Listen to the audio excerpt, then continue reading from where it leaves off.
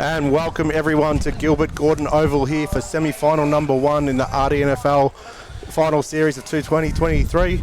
We have today with us Romsey Redbacks versus Woodend Hesket Hawks. Woodend Hesket obviously coming off the loss last week to Wallen. Will be looking to bounce back today and try and book themselves a prelim final against Diggers Rest. No, against Wallen, because Diggers Rest got up yesterday. Anytime you want to introduce me in, mate, feel free. It's part of what we do in an introduction. Yeah, well, I was waiting for you to get your headset on because you still don't look ready. With myself, always today, Tony White and Paul Turner. Paul, how you going today, buddy? Good, mate. After yesterday, we had an absolute ripping day at the footy yesterday. Final series this year has been an absolute treat. So, really looking forward to this one. Well, the loser's out for the year. And both sides, it's pretty evenly matched. It's going to be hard. We saw Woodend do a number on Romsey early in the year, but Romsey returned to favour, so it's going to be an interesting game of footy, that's for sure. Yeah, I didn't think I'd actually be part of a game better than last week between Romsey and Riddle, and then 6 days later we have Diggers Rest and Wallen going to overtime, which almost went to golden point. Was absolutely fantastic. And Jaden Caruana kicks the running Bunana that wins the game for them and puts them into the granny. So, look, the RDFL has to be happy with their final series so far. Well, it does. There's a little bit of conjecture about yesterday, though, with the grand final, with the extra time, because everyone's saying it's 5 minutes flat, not 5 minutes plus time on. So that, I don't know if it's a mistake, we can't go back or anything like that, but I'd love to be able to clarify that one. Yeah, well, I spoke with Aaron. We've got some umpire representatives here who might be able to come and help us out with this. But I spoke with Aaron earlier today and also yesterday, and Aaron and Jordan both had the same idea. That's 5 each way with no break in between. So all we can go by is what the league tells us. So not time on? No, not time on. We played time on yesterday? Time on, yes, sorry. I did mean that, sorry, yes. So on today's game, look, there's a big out for Woodend Hesket. Dan Davey, who he played a really big hand last week up forward. He's apparently at a wedding. So he's just come back from overseas too. So that's what we call fly-out players. And a big in for Romsey is Justin Sherman, the head coach. Him and his partner had a beautiful baby on Friday, Lenny. So beautiful baby girl. So congratulations to those two. Yeah, I mean, look at the team list and thinking he's going to play, which he has played a few games earlier in the year. So yeah, interesting. No, so congratulations to both Lauren and Justin there, introducing another girl into the family. So congratulations. And to all the fathers, happy Father's Day. Yes, including yourself, Paul. Well done. Yes, no, we've got pancakes this morning, and daughter number 1 is coming up to number 1 being the oldest, in case Ash is listening. No, we got the good old dad's favourite, the heart attack food coming tonight, a bucket of KFC for the old fella. So. And the family to enjoy. That's all I wanted for Father's Day, and that's what the kids are bringing tonight. So I'm looking forward to that. Oh, what a Father's Day, bit of dirty bird. Oh, so, mate, there's nothing better. When they execute me for whatever I've done wrong in this world, good goal. So Woodend now 9-8, 62, leading Romsey 7-4, 46 in reserve. So it looks like the Hawks are going to go through, which is going to break your heart, because that's 2 out of 3 so far. The Redbacks have gone down today. Yeah, so I was just about to say that under 19s earlier this morning, Wallen booked a place in the prelim final against Gisborne Giants next week. Wallen under 19.5s, 8-5, 53, defeated Romsey 5-4, 34. And just with us now, we've got playing coach from Woodend Hesket, Josh Pound. Josh, congratulations on the season so far, mate. Yeah, thanks, guys. Appreciate it. Obviously, a bit of a long wait for Woodend, guys, so we're focused on trying to achieve our goal and hopefully winning a final today. Nothing better than a home final either. Yeah, it's just so happened that it's in beautiful condition. Absolutely. That said, I think Romsey have proven in the last 2 games that they've played on this ground that it does suit them. So, yeah, I mean, as much as it's great to be here in Woodend, we're under no illusions that Romsey do also like playing here as well. So you would have loved to have seen the extra time with the 2 teams bashing each other yesterday? Absolutely, but for it to go at overtime, but at the end of the day, it means stuff all if we don't get the job done today, so it's all good and well. It's been an absolutely cracking final series. The games have been this close, every one of them, so there's not much between them. And all year the league's been like that, and congratulations what you've done with the club. So a big out today is Dan Davies. Yes, absolutely. Which is been away for a while, come back, big influential player last week and out today, so that'll be a bit of a loss for you. Yeah, it is, absolutely. He showed last week that, at times he's our most dominant forward, but the way I see it, it gives Tommy Gawthrop the opportunity to fill the void, and I've got I've got no doubt that if he's given the same sort of looks that Dan was given last week, then he can really have a positive influence on the game. Just on last week, you really asserted yourself in that second half where you put yourself around the ball and really got involved, and you were smart. Yeah, smart kicks over the back, and you really put a dominance on that game in that second half. You almost dragged your team back over the line. Wasn't quite to be, but you must be pretty good with your own form as well. Yeah, look, I thought I was quiet. I don't think I touched the ball in the first quarter of the game, so I really felt like I was letting the team down. And at half time we came in and I asked everybody to lift, and I thought obviously if I'm going to ask everyone else to do it, I've probably got to do it myself. So that's the challenge as a playing coach, is that you're asking guys to do something, you've got to be willing to do it yourself. So I was happy to be able to have an impact in that third quarter, but it wasn't enough in the end. So we'll ask a couple. You don't have to give your secrets away, and we understand that. Purcell and Jed Bob are their two main, we believe, their main players. Yeah. You've got obviously, we believe probably Tatey Pears probably will go to Jack today. Will be accurate in saying that, or give no secrets away? Oh, look, it's an option. I mean, Tate's obviously played a lot of AFL footy as a key back and played on some of the AFL's great forwards. So I'd be lying if I said we weren't romanticising with that idea. Yeah. But we'll sort of see what happens and see how they set up elsewhere as well. Yeah, so Dan Toman and Timmy Martin, you've certainly got an absolute A-grade midfield. Timmy's work around the ground, especially on this smaller ground here, he'll drop back into that 35, which is a bit in the hole, I suppose, to use that phrase, which Tim's done for years. I watched him up at Sandhurst and that. I'm his boss at work, so I can say what I like about him, to be honest with you. But so to have Timmy there, what a huge advantage for a big ruckman like that. And today's a great day for Timmy. He should be able to really dominate. For sure. But you mentioned Corey Purcell. Something that he does really well is able to impact his direct opponent, but then hurt the opposition from an attacking perspective. So I think last game he played on Dan Toman, and if Dan wasn't able to get the clearance, Corey was the one there waiting and uses his body really well in there to be able to have a positive impact on the contest too. So we've definitely put a bit of time into him too. Marcus Stapleton, he's like an old-fashioned footballer out on the ground. He just does what he needs to do, loves the dirty stuff, doesn't say a lot, but he seems to be such a pivotal part to your back line. I went over and asked for the team sheet earlier today, and again, he's such a quiet man. He's like, yeah, no worries, we'll help you. But out on the ground, he's just, that ball is his main objection, and it's got to be good for the team. Yeah, I've known Stapo for a very long time, both coming from sort of the Aberfeldy, Strathmore area in Essendon, and I'm a big believer in sort of guys like him. He needs to be sort of given a bit of a license to do what he wants to do, and I've found that he, when you do give him that license and that trust to make decisions on his own, that's generally when you're going to get the most out of him. So he does play on the edge, but that's generally when he's at his best. So I'll just ask you one more question before I let you go back and do the coaching role. Young Ollie Watt, is he not the most exciting kid floating around in football? He is. I mean, that mark he took over at Wallen that day was sensational, and 3 goals, and he does a multiple goal kicker for you. I remember last year he came late after he'd finished his footy and played a game in the under-19s, and I was romanticising with the idea of playing him last year as a 14 or a 15-year-old, whatever he was. So he's always been on our radar for the year, just checking in to see how he's going, because we do know what he's capable of, and I know he's got a big future in footy. Oh, huge. Has the Cannons got him? Yes. And he's not afraid of the contest either. For someone that's not, he's not overly physically developed yet. No. Geez, he goes in hard and he gets back up when he gets hit, and that's great to see from a young fella as well. What I love most is that his age, when he's out there, it doesn't mean anything to him. He's got that edge and that aggressiveness and that confidence when he's out on the footy field, that he doesn't play like a 15-year-old or a 16-year-old. That's where he's comfortable out there, and he actually wants the footy. He wants big moments. Fear doesn't develop until you get older. Yeah. At that age, there's no fear. Yeah. We'll let you go today, Josh. Thank you very much, Josh, and good luck, mate, and all the best. And should see the reserves are probably going to be in the grand finals. Prelim next week. Yep. Hopefully. So they've started the day for us. Now we've just got to try and finish the job. Good luck, mate, and thank you so all much the best. for your time. Hope you able to talk to you next week. Cheers. Good on you. Appreciate it, Josh. Cheers. Thank you very much. Fantastic. So nice bit of insight there from the Woodend coach. It was nice of you to grab him as he was trying to go back to the locker room and get the team ready. Man of influence. Well, that's one way of putting it. Look, I know we spoke about yesterday's game, but we've got to go back to it. It was one of the most exciting games I've ever seen, let alone been at. both teams, there's nothing that they could ever feel sorry for. There's, we can't say it was hit the post or whatever it was. We can't say there was a umpiring a thing that affected the game.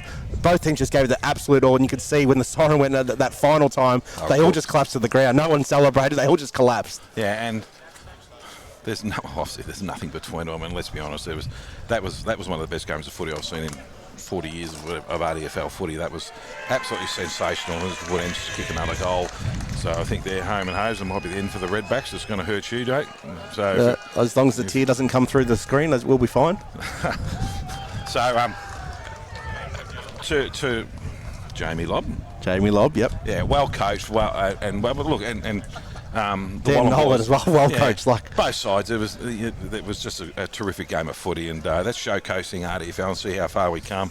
A lot of Kyneton people here today looking around.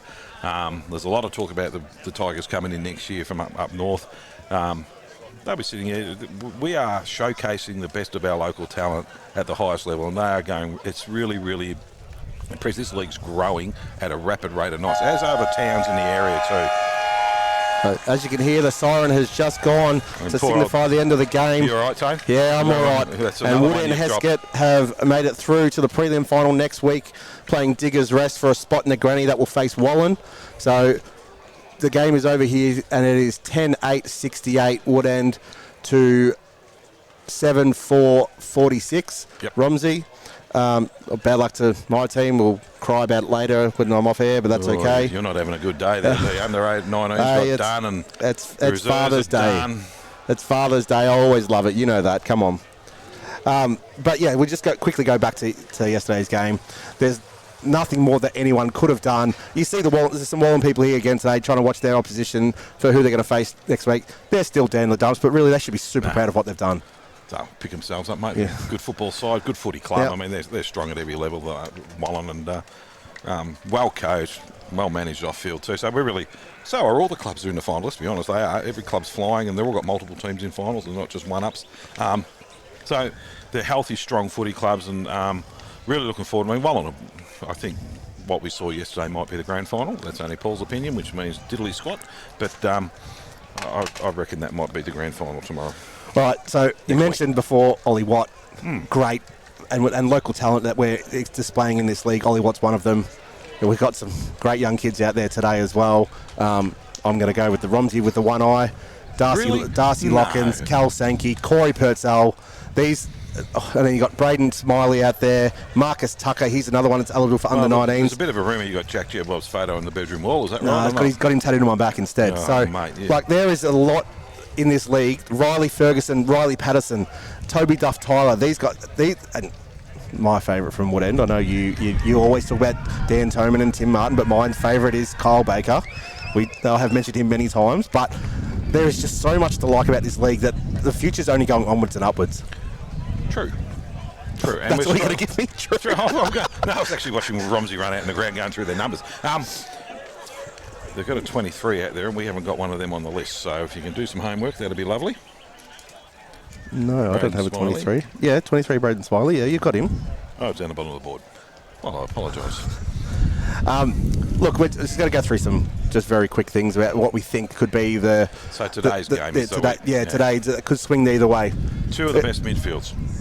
Purcell against Toman. It's good for a young kid to get a role like that, isn't it? Like Sherman must have a lot of trust in him, because Dan Toman can rip you apart very quickly. And then you look at the other way. Benny Way's up against Tim Martin. And an enormous job, because Benny Way last week pretty much had his own way. I know we're playing on that name, but because they didn't have a ruckman, Riddle, but today they've got the best ruckman against him. So, and it's his work off the ball, because he'll just take the tap, he'll go and sit in where Jack Jebwell bleeds out and sit in that hole, and that's what Tim Martin does.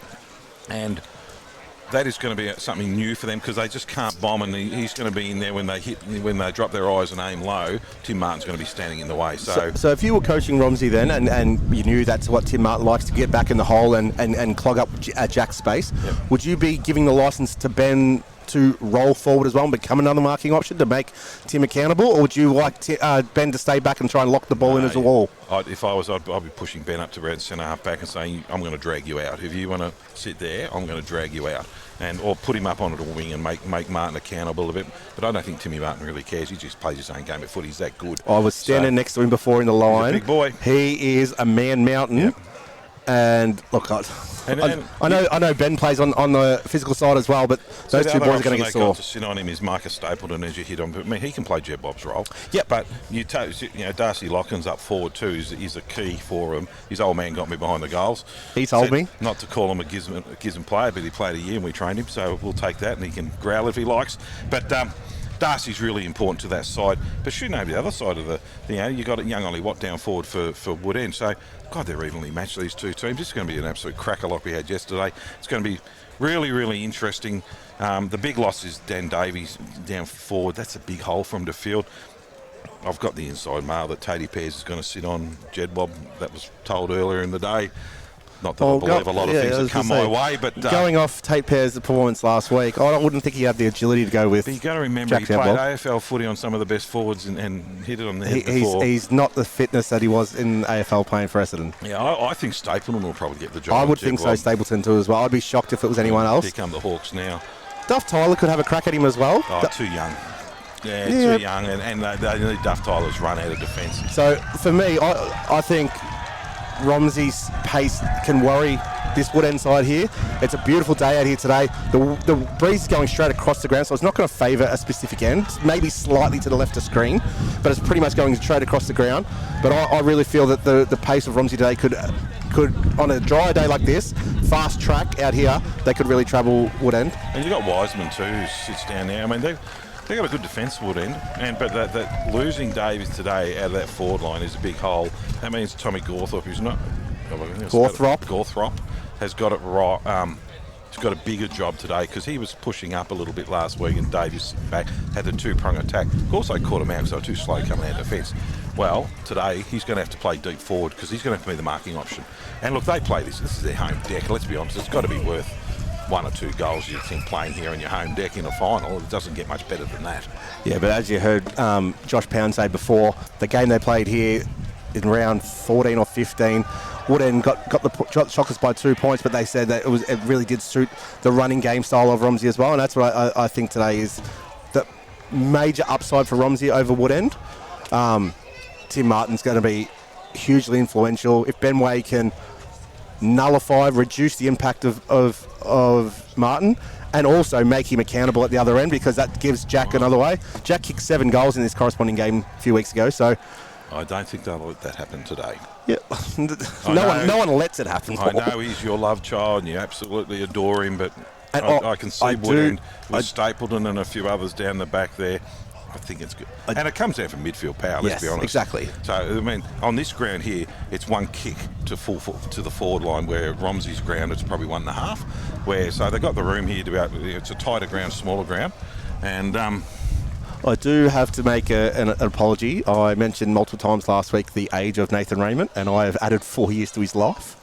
He's just had multiple, mate. We had we were hanging it on you. Yeah, he's only 32. I was told very openly this morning by his wife. I was going to say, a 36-year-old running around like that's going all right. I said, well, he's obviously had a hard life because he looks about 40, but well done to Nath. So no mirrors in your home, mate, is there? He'll be another influential player today, whether it's in the midfield or whether it's up forward. I've said multiple times this season that I think he's going to poll really well in the Bowen. So Woodend, that's another one they've got to watch out for as well. As you just see, Ollie Watt slot one into the wind from 50 out. So for everybody, the sort of blowing across the ground, it's favouring to the right, as we can see. The flag at the end helps us, but it's worth probably 2 or 3 goals, to be really honest with you. This flag up here is favouring to the left, so that's why we're sort of in all sorts at the moment. Here come our umpires. Let's cheer them on. Yeah, we have the great man who really deserves the spotlight today, Sideshow Bob. He's had his hair cut. They've only cut half of it. Sideshow Bob will be one of our boundary umpires today, also followed by Ryan Monaghan. Hang on a sec, let's find out what barber he goes to. Let's not us go there, mate. They've forgotten to cut one side of his hair. And Charlie Hines will be the other boundary umpire. We have 3 during the final series. The field umpires will be Josh Wilson, Daniel Mousley and Andrew Harper, and goal umpires Rob Lynch and Anthony Gillies. So it'll be interesting today. We've called it every final, so it didn't happen yesterday. Besides showing a few of them throw it high and short, and all the ruckmans are sitting back 30 metres out. Let's see how clever they are today. Yeah, and if you're on the outer side wing out here, facing a boundary throw-in, throwing it high into this breeze, that ball is not going to go more than 6 metres from the boundary. This wind has picked up a little, hasn't it? Yeah, we apologise for coming through the radio, but we're doing the best we can. We're out here with the outside broadcast. We're trying our best. So let's go through your tip first, because everyone knows what I'm going to tip. Who? I'm tipping Romsey today, and I'm tipping him by 11 points today. Oh, of course you are. Hey, I was off him last week. I picked Riddle by 5 goals last week. So well, I'm the kiss of death. So you tried that last week, and Romsey got up. I got Diggers up yesterday, so I did try and change when they were doing the quick change over, but I went back to my original tip, and Diggers got home. Oh, so Romsey today have been playing well. No, I'll go the Hawks. Only just good to balance it up. All right, and how much for? 20 points. We haven't had a bit of a blowout. We might get one today. All right, I want your key factor for what decides today's game. Dan Toman and Tim Martin in the midfield. And Minzy up forward. He'll be a pain in the bum sitting around next to Ollie Watt, hanging around Gawthorpe it is. It's Gawthorpe at work. We'll call him that. Gawthorpe, all right.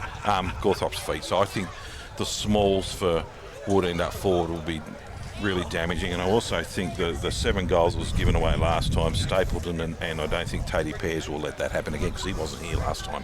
Yeah, look, I've called a similar thing, but I think that's the Romsey fleet of foot that wins today for Romsey. I just think that Sam Wilson out on the wing, Ali Khalil off the half-back line. But like you said, whoever is on Ethan Mins must stick to him, because we seen him last week. First game after, was it 7 or 8 weeks, I think, came in, looked like he had the football in his hand every single day, because he didn't drop a ball, and he was so influential, whether he was deep forward or running through the contest, losing his man and going back forward again. So it's interesting to watch here. Woodend are kicking into the township end, if you want to use that left of screen, and they're popping them out from about 40 out, and then they're carrying the goal line quite comfortably. Yeah. So, I mean, the wind, we're on top of the hill here, so it's probably a little bit more blowy, but it's certainly heading to the right of screen, as we can see. But they're kicking goals from 40 out here, so it's not too bad. And you see they're very smart. They're kicking from this left-hand side, and they're aiming to the left of the goals, and the breeze is taking it straight into the middle. So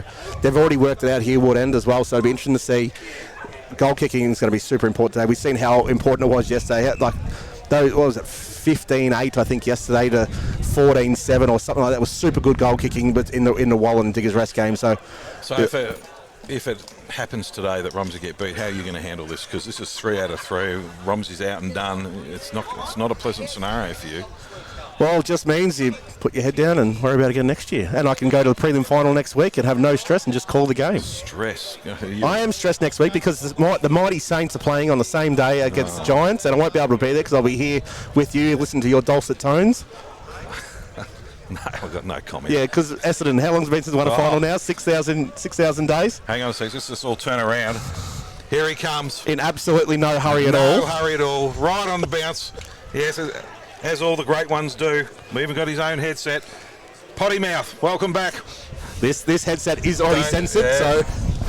It is Father's Day, guys. Jeez. Yeah, we've already did the Happy Father's Day, but that was back at 1:30 when we got online, mate, not when you rocked in. How are you today, Gav? Yeah, good. Great to be up here. The sun's out again, finals footy. So what they do for Father's Day this morning, mate? Mate, it's like... I've got a wife, and she yells at me, so... Did you get a special yell at Father's Day though? Oh yeah, I got absolutely sprayed. Honey, I'm going to do the live stream. You're what? It's Father's Day. You don't tell them. You just said I'm going down to Bunnings to pick something up, which I might miss the 6 rounds. And come back 5 hours later. Yeah. Oh, see, I've done the right thing. I've brought the whole family here today. We've been here since the under 19, so it is Father's Day. I'm spending time with the kids. They're just over there with the wife somewhere. Well, the whole of Romsey Township's here today, so... Yeah, well, my wife had to go to work. That's the only reason I think I'm allowed out, but I just dumped the kids off on Mum. Why not? So I've gone for Romsey for 11 points. Paul's gone Woodend by 20. What's your tip, Gavin? What do you think? I think extra time. I've got to be home at 5:30, or otherwise I'm in trouble. No, I haven't seen Woodend this year. I've seen Romsey a couple of times over the last couple of weeks, but I'm just going to go on the results so far. These two had a pretty 2 points close game last time, didn't they? So here. I'll go 2 with points here. Woodend by...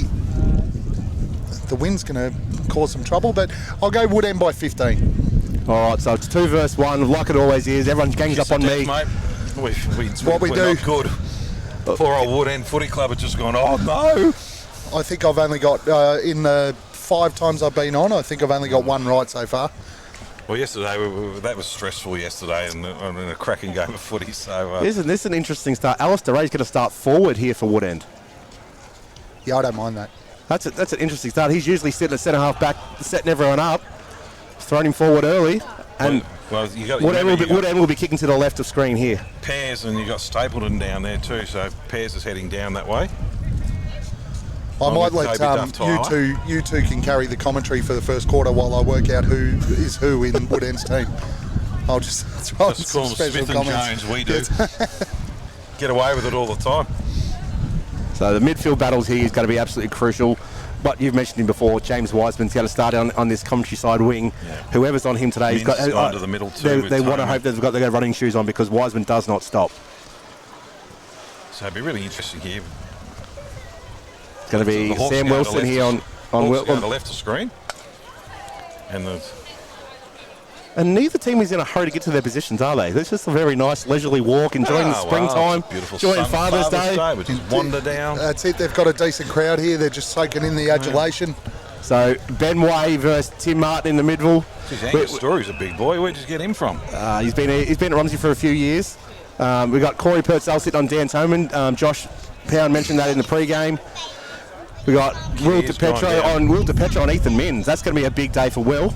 And across, it looks like you're going to have Dean Bramley on Nathan Raymond. So there's the starting midfield for both sides.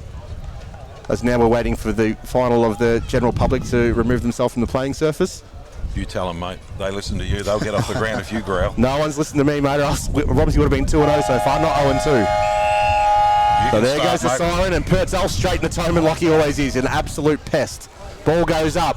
Way pushes Martin down somehow. Ball's flung out the back towards Toman. He can't gather it. Purcell does. Gets the first clearance to Walsh. Walsh handballs back to Ben Way.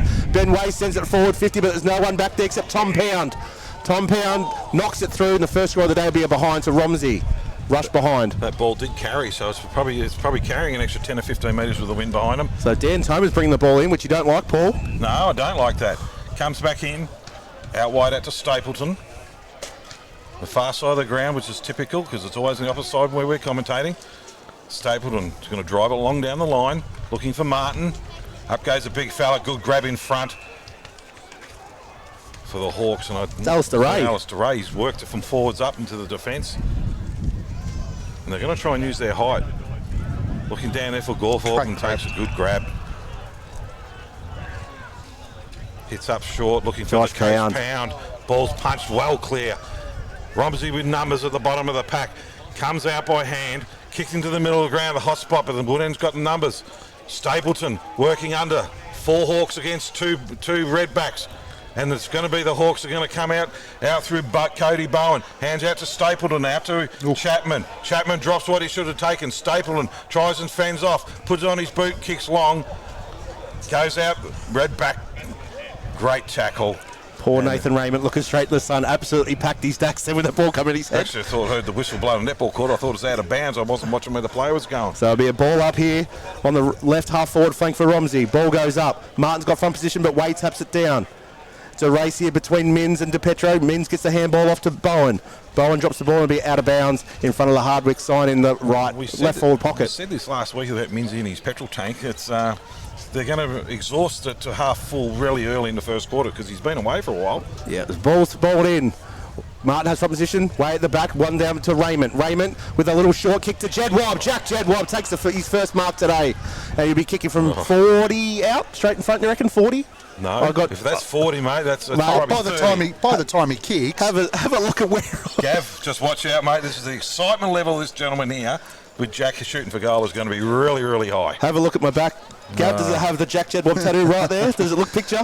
I think both sides sort of felt each other out early, but already we could see that Romsey's going to look to open this up and run where Woodend's a little bit more deliberate in what they do. They're going to go with the heights. So in comes Jedwab. First kick is on its way. Umpire shuffles to the right, but he's nailed it. First goal to Romsey, 1-1-7, leading Woodend yet to score. Okay, we heard it. Where's old man Jeb Bob? He's wandering around here somewhere. No, he'll be pacing around. No, he's standing perfectly still at the moment. Yeah, you can see the stress. And we've just got the one finger salute. It was a thumbs up, wasn't it, Jed? It was a thumbs up, I think. And his mum's in front of him as well, so well done. Nice start for the Redbacks, though. They do look like they're looking to move the ball, move it quickly, try and catch out those one-on-ones inside forward 50. All right, umpire's going to throw it up again. Way up against Martin. Martin just taps it down, looking for Toman. Picks it up himself, tries and gets it, but he's well wrapped up, and we're going to have a throw up again in the middle of the ground. Nate Raymond's going to have a busy day. He's going to be tackling Tim Martin like that all day. Up it goes, pushed in the back. I thought it might have been a free kick there. Toman's on the bottom of the pack where he normally is. Ball comes out the back. Hawks with numbers down here through Bramley, and we're going to get another throw up in the middle of the ground. Romsey really looking to put some physical pressure on Woodend early here. Absolutely. Once again, up it goes again. Martin just taps it down, hits it down to Tucker. And we're going to have another ball up. I'm the king of stoppages, mate. This is 4 in a row. It'll either be a free kick or we'll do another stoppage. Once again, we do it all again. Martin in front, taps it down, looking out here, down here for Wiseman. When the bottom of the pack is Chapman, and we're going to have another throw up. When you pick a player up off his feet and dump him to the ground. That was actually Mins who he's picked up and dumped. Yeah, Will DePetros, he's got taken his angry pills this one by the looks of him. Martin just bangs it out the back, looking down for Bramley, tries and goes through. Romsey with numbers, and he's been picked and holding the ball. It's going to be a free kick into the middle of the ground. Out to Raymond, out to Ali Khalil, plays on, just shocking kick forward. Big Timmy Martin's there, and about 2 of them bring him down to the ground. Well, that's how many they need. That's the first time you've already said it, Paul. He'd go straight down, try and get in front of Jack. The poor kick made him stop a bit sooner than what he wanted to, but that's exactly what he was doing. Up it goes again. Martin just taps it down. Purcell's on the bottom of the pack, and he's been well wrapped up. And we're going to have another throw up. So there's certainly a lot of pressure and not a lot of room. I think I might take it in. He won't be able to get the clearance. So ball's going to go up. Martin versus Way. They're standing a long way off. Martin gets the tap out down. Wrapped up immediately. There is Doman and dumped to the ground by Raymond. Well, let me just say, you taking over made no difference. None. So this is the 5th ball up inside the centre square. Ball goes up again. Martin wins the tap out down to Purcell. He runs through traffic. He's been tackled. Oh, good. Oh, I thought he could have had a chance to get rid of the ball there. Oh, that's a nice, tough tackle down there by so what are we up? 7 stoppages in the centre square so far. Ball goes up again. Martin with a big thump forward. It goes out towards Sankey. Sankey can't quite gather it. Gets it eventually. Handball forwards to Lockins. He's dragged up straight to the ground. So Darcy Lockins, his first touch for today. The best young kid in this comp. Darcy Lockins' ball smothered. I've just mozzed him right there. Goes to Purcell. Purcell gives the handball back off to Lockins. Lockins, his ball smothered again. De Haas is in there. Ball comes out. It'll be out of bounds in the left forward pocket for Romsey. That was 3 second effort attempts from Lockins end. So, you know, he's pushing forward and he's working hard. Yeah, he's a real dangerous player for them. Umpire's going to throw it in right in front of the scoreboard. You know he's from Romsey? Okay, we know. Blair was going to go up against Martin, just let him go. Martin picks it up, puts it on his boot, looking down for Pound, the coach, and the ball's going to be running out of bounds. We're going to have a throw in on centre wing. I just like the big calls that have been thrown around early. Like, best young player in the comp. He is. There's some young talent out here. You watch Darcy Lockins today. And if best young player in the scoreboard's listening, we wouldn't mind the scoreboard working. If we could have that happen, that'd be really handy. It's on the screen. No. No, it's not today. No, Purcell's on the bottom of the pack, well wrapped up in the tackle by Toman. Those two are going to sit on each other all day and have a really, really tough tussle. And anything Purcell does, I reckon Dan Toman's going to give straight back to him. Absolutely. Throw it up again. Stoppage after stoppage. Martin taps it down. Toman on the bottom of the pack. Handball's out. Comes back one way then the other. Romsey with numbers. Kick it off the ground. Looking down there for Lockins. No, not Lockins. That was De Haas. And the ball's going to go out of bounds and we're thrown in right in front of the scoreboard, which is not working. Really, really good, tough start from both sides here. The tackling's been absolutely sensational. No inches given. The umpire should get a free kick out of here and just move this open. Throws it back in again. Martin's in front, way out the back. Martin punches it over the back. Toman tries to catch his tackle without the footing. He's going to get a free kick. There's the free kick you wanted. Yep, but he deserved it. Wasn't given. Earned. So Dan Toman has on the right, the half-back flank. Looks straight down the line. Short kick is on. And has found Ray. Angus Story, that's poor. Has he called him back? Very, very, very lucky there, Angus Story. Oh, yeah, that was. So Alistair Ray has it now. Goes further down the outer side wing. Up looking for Gawthrop. Ball spoiled from behind. Down, picked up by Purcell, but he's lost the handle. It's a free coming kick out for a throw. Yeah, it'll be against Purcell there. Nathan Minns has got the ball. No, it isn't. No, it's Dean Bramley. So Bramley has it. Short kick in. Finds Baker. My man, Kyle Baker. On the right half. Went all of about 8 metres, that kick. Right half forward fake. Kyle Baker has it. Tom Pound's running through the middle if he wants him. Decides against it. No, they're going to bomb this high. Sends it down into the pocket. And it's a turnover straight to Ben Way. And that's what Ben Way's got to do, is sit in that hole and create a bit of a nuisance. That's what Martin's going to do down there. Pops it up, hits it down to Tasari. Yep. Comes out wide out to this side of the ground. It's a great kick. Good hit out here to Walsh. Walsh plays on. Through the middle, through the wing, hitting out wide, looking for Jedwab. Takes it, handballs it back out to Khalil. One way, then the other into the middle. Now it's a dangerous handball. Quick kick forward to no one. Jedwab's in the middle, tries to get it up. Handballs it off to Walsh again. Lays back and misses to the left. So that's Romsey 1-2-8, leading Woodend yet to score. Toman's going to bring the ball back in. I don't like that because I think he should be higher up the ground. Brings it long down the line. Oh, was a free kick being picked front out on here. Contact, that's poor. Yeah. Do you reckon they're using Toman as a kick in to try and break the tag from Purcell? I think they're using him as a kick in because he's their best user of the footy. Yeah. Sets him off, and the thing with Toman is his work rate will bring him into the second kick anyway. So it's Toman to Toman, so Ben's got it this time. You'll hear Paul multiple times today say he does not like that Toman brings the kick in. No, I don't. I think he should be higher up the ground. Oh, sorry, my wife. No. Hawksford numbers. Pop it up high. Looking for Gawthorpe. Oh, and that's a good one. Ollie Watt. Drop what he probably should have taken, running with the ball. Doesn't give up, and the umpire's going to come in. We're going to ball it up inside the 50. Hawks in attack. Sorry, mate, a bit early to go. No, it's too hard on you. No, I'm sensitive. I'm tough. I thought you were going to say you're a sensitive. So the ball's up on the right half forward for Woodend. It's pushed out there against Angus Story. Baker's taken the advantage, has a shot at goal. Or is it Asiri? It's Asiri. Asiri? Yep. So Jack Asiri opens the account for Woodend. 1 straight 6, trailing Romsey 1-2-8. They're the free kicks I do hate. Ruck contest free kicks, as far as I'm concerned, let the ruckmen maul each other. Like, it's just rubbish frees. That free kick there is just soft. It's a test of strength, and the stronger one wins out and gets free kick against them. Every time. Just because you're stronger than your opponent doesn't mean it's a free kick. So ball's back in the midfield here. Matt Burkett's having a run around for Romsey now, and Nathan Blair's in there as well. Also is Riley Patterson. Riley Patterson's been huge for Woodend this year. Ball goes up. Martin wins the tap out down. Purcell goes through his legs, gets a handball and then a punch out. Running onto it is Joel DeHaas. He can't quite pick the ball up. The ball is just bouncing around at half forward for Romsey. Nath Blair has it, gets a kick out looking for Walsh. Somehow finds Walsh. I don't know if that was intended or not. So Dean Walsh has it, right half forward flank. Oh, he's been called to play on. He just chips it over the top, and that's Aaron Patterson leading onto that. Good hands, Aaron Patterson. Aaron Patterson now has it. Shorter inside, looks for Purcell. Purcell has it, and we'll go back and have a shot from here. He's going to have to aim the right goalpost so it can blow across the ground. It was quick, but it was a little bit slack from Woodend then. They should have been a bit more aware of that. Well, I heard you guys in the pre-game when you were talking to Josh about Purcell hurting the other way, and look, I think he's on top of Toman early doors, and that was a prime example where Romsey's got the footy, but there's no accountability for Purcell. Yeah, you guys know Toman more than I do. He doesn't seem to have the temperament that be bothered by what Purcell does to him. No, I don't think it doesn't bother him. That'll bother him. That won't bother him. Own possessions. So Purcell comes in, kicks it high. The wind's going to take it across the face. Jedwab's claimed the mark, but what's the umpire said? He's paid it. So Jack Jedwab has taken it right on the goal line. Must have been very, very close. You keep one eye on the old man Jedwab, and I'll watch the footy. All right, you call it then, Paul.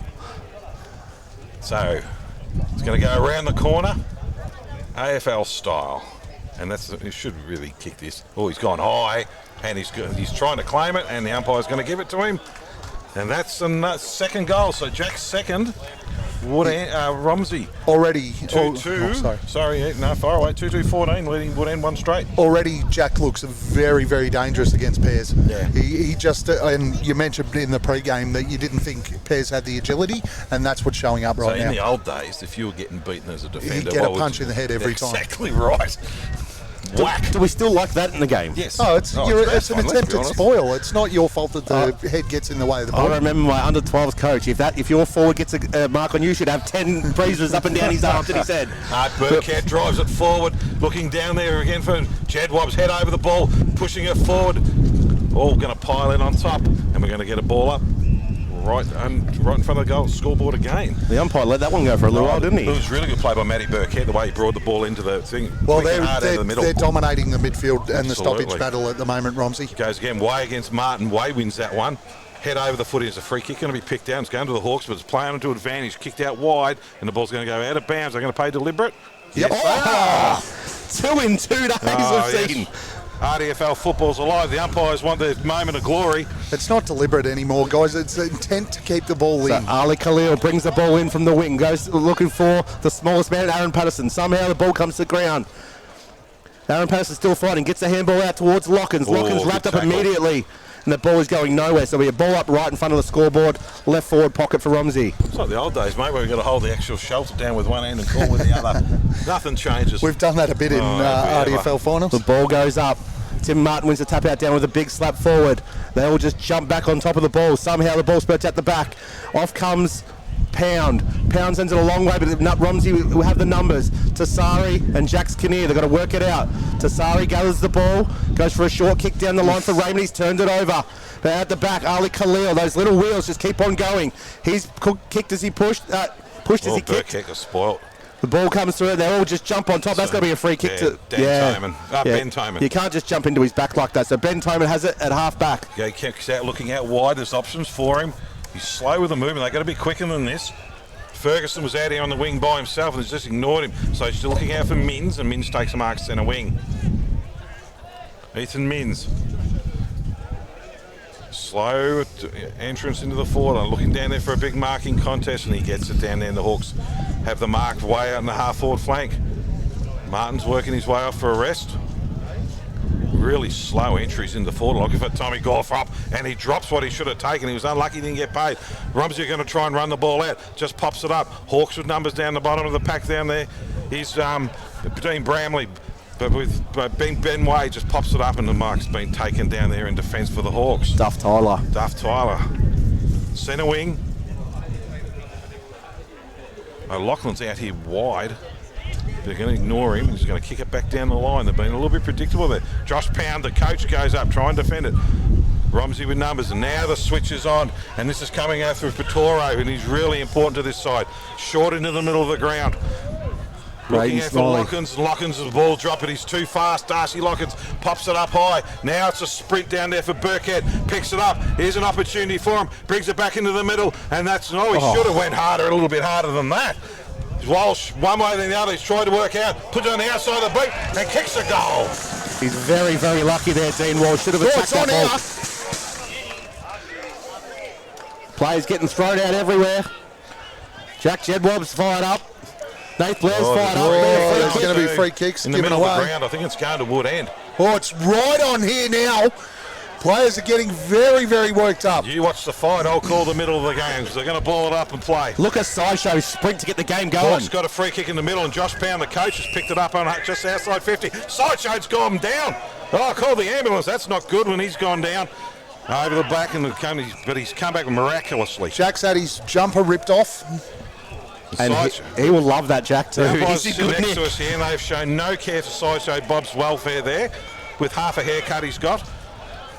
So there'll be a ball in left forward pocket here for Woodend. Throwing it in, high and short, as he normally does. Yeah, well, it's not high, but short, down weight, just taps it forward, trying to get it out there, and the ball's Mins is on the bottom, and we're going to have another throw in. We get to see him in action again. Yeah, the Hawks have got to settle here. They've been completely outplayed, and particularly going forward, Romsey are getting numbers behind the footy and then just slingshotting to the other end and opening them up. Was like slow them down. Yeah, your call. That's our experience. Up it goes. Way taps it forward. Hawks with numbers. Mins on the bottom of the pack. Oh, good hard contest down there by Peavy. Bramley. Popped it up high, and Bramley's had a flying shot for goal and missed. And that'll take Woodend to 1 goal, 1-6. Trailing Romsey 3 goals, 2-20. And we've played how many minutes? We don't know. It's not on the screen today. It's up on the little screen. 17 and a half minutes 17 gone. minutes, Lucky I've got my glasses on, or else I'd be stuffed. So we're just waiting for the ball to be returned here. Ali Khalil, the man with the wheels. This wind's really picking up too. It has, isn't it? So Ali Khalil assessing his options. Goes short and finds Smiley. Braden Smiley. Pink boots, that's easy to find. Yeah, pink boots and red hair. Tips it over, looking for Aaron Patterson. Slides in, takes a good mark, Patterson at left half back. Patterson goes further down the line, finds Blair. Nath Blair, the captain. Right on centre wing, chips it down, finds Way. He's actually doing really well around the ground, Way. He is. Big Ben Way. Looking forward. Goes into the midfield. A little bit of talent for Woodend coming back to come on. Finds Dean Walsh. Walsh goes further into the midfield looking for Stories. 2-on-1 here. Balls, unlucky bounce for Ollie Watt. Story, the big fellow, just gets his boot to it. Trickles forward. Nath Raymond and Jedwab. Jedwab goes in hard. They've all dived on that. You've got to call the ball up, umpire, and it will be a ball up on the right half forward flank for Romsey. Yeah, just again, good build up by the Redbacks, and you're right. Jack Jedwab's jumper. She's ripped in half. Right off. Up it goes again. Ball's tapped down to no one's advantage. Toman's on the bottom of the pack, and we're going to have another throw up. Redbacks are right on top here at the moment. Up it goes again. Tap down to no one's advantage once again, trying to race through the pack there. Was Baker. I still think Nath Raymond's got to bring back the beard. It's easy to find then. So we go again. Bramley went up. Ball hits the deck. Dropped the head down, looking for a free kick. He's going to get it too.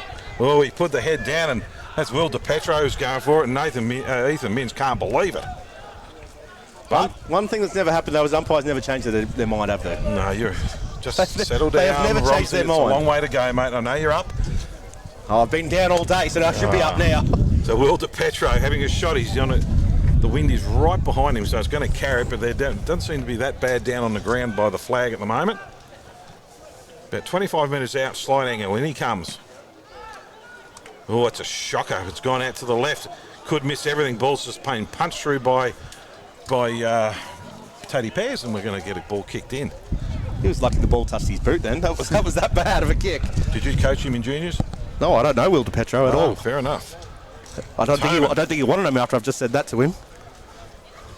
No, it's not Toman. Actually, Chapman's bringing the ball in for them. Out looking for Martin. Ball hits the deck.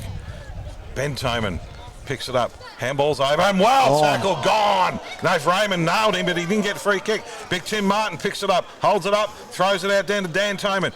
Down to Ben Toman. It's coming everywhere. Down through Bramley. Bramley out looking for Mins in the middle of the ground. Ball hits the deck. Romsey got numbers down here through DiPetro. Pings it long looking for Jedwab. It's 3-on-1. Ball hits the ground. It's got numbers. Jedwab's out. Here's an opportunity through Raymond, and he's missed what he should have got. But that's where their advantage is there. It would end up dropping. That was a 3-on-1 with Jedwab. Romsey had all the numbers on the ground. Patterson and Giddens they're not really friendly over here, having a bit of a push and shove, and Patterson's going to try and milk one. You want to be a little bit cleverer than that. Yeah, you don't lean in with your chin, Patto. No. So ball's brought in and has found Stapleton in the left back pocket. Marcus Stapleton can go back to Chapman if he wants. Decides to go further down the line. He's gone straight down. Sam Wilson's going to fly for Romsey. They all called out of it here. They're all looking to the sun.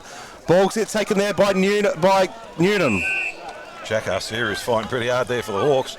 He should have fought hard when the ball was in the air, because none of them wanted it. It'd be really interesting to be out in the middle of the ground and see how actually strong this wind is out there. The ball goes up. Martin wins the tap out down in through O'Loughlin. O'Loughlin gets around Khalil, sends the ball high in the middle of the ground. Ollie Watt dives for it, smothers the ball down. Bramley with a great pickup off to Patterson. Riley Patterson kicks it in to the right forward pocket. It's going to run out of bounds. That was an opportunity missed. Yeah, they had Alistair Ray 10 metres off his opponent in the goal square.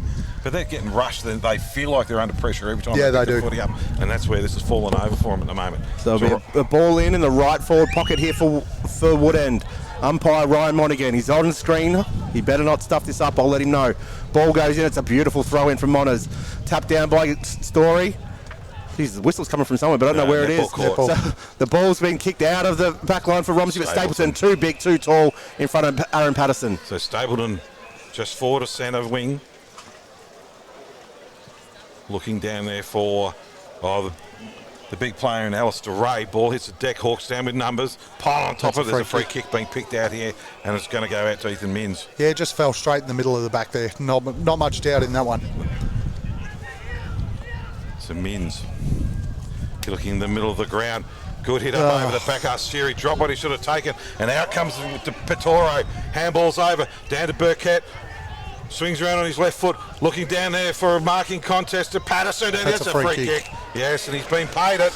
2 hands right on the numbers there. Oh, he's they are giving Giddens a absolute bath at the They moment. are just absolutely murdering them on the turnover and slingshot. Yep. Yeah, Romsey are just getting out of the back and picking them apart. I mentioned in the pre-game that I thought Romsey's pace was going to trouble Woodend.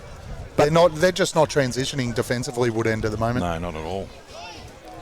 So Patterson coming in, he's been really busy and a bit of a nuisance up there too. That's the Patterson way. In he comes, he's about 30 or 25 metres out from goal. Slight angle.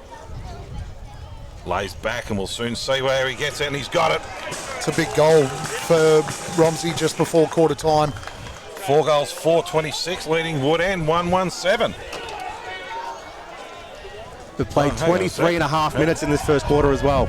Yeah, it wouldn't be much longer to go. That's a really, really big goal. But again, apart from the first goal of the game, but even then, that was probably the pace of the centre clearance from Purcell and Jedwab leading up. But outside of that, it's just been slingshot. They turn the footy over, and they're just getting him on the rebound every time. Yeah, you had Jack Jedwab leading back towards goal as well, and Aaron Patterson as well, both leading back, so you knew where the kick was going. If they're going to play that style of footy, they're going to tickle Woodend up today. And their numbers behind the footy have been excellent. Wow. They're just really disciplined. Pitoro coming out of defence has been enormous for him. One down by Martin. Corey Purcell gets wrapped straight to the ground there by Ferguson. Did not like it. Tried to stand back up in the tackle. It'll be a ball up remaining in the centre circles. They really need to have a good look at this Woodend at the moment. They are getting absolutely poleaxed. I reckon they can leave it the way it is, if you ask me. It'll be great. Ball goes up. Tim Martin, umpire got in the way there. Tim Martin gets it down. Gets his own clearance, the big man. And it'll be a ball up again inside the centre square. Yeah, they're getting absolutely demolished around the stoppages at the moment, Woodend, and it's something that they have to address really, really quickly at quarter time. Martin bangs it over the back of his head, looking down there. Oh, it's a good Purcell's wrapped up in the tackle. And we're going to get another throw in right on the 50. Hawks in attack. There couldn't be many minutes left in the quarter. Time must be getting really short. 25 minutes gone. Martin, oh wait, just bangs out there back to Pitoro. Like a machine, just bulldozes his way out. Kicks down in, out down here through 23 with Smiley. Over the back, picked up by Duff Tyler. Out wide, looking for anyone. But Raymond's ball's going to tap it in front. Still keeping it alive. That's what you want to see. Pops into the middle, looking for the captain, and he takes it, Blair. And he's going to have a shot after the siren. This will be absolutely Enormous. massive.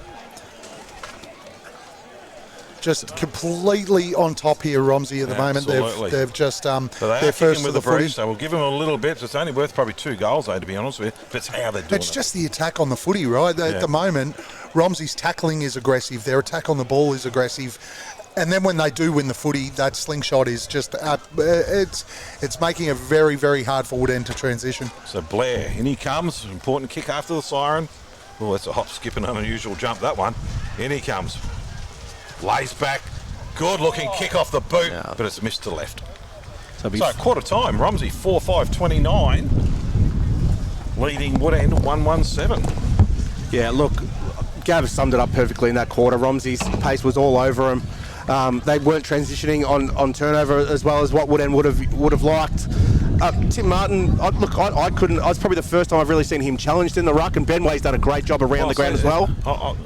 Without being a ruckman myself, but I'm not understanding why Timmy's coming from the defensive side, from the attacking side into the ruck, not going from defence into attack. So he's trying to engage Benway all the time instead of, and it's probably to stop the jump, to be honest with you, and he's trying to bang it over the back, but that's not even a 10% chance that one of the Woodend players are going to get it. Tim's better off coming head on and doing what he normally does, put the hand out with a don't argue, and then palming down to Mins and Toman and all of them hanging around his feet.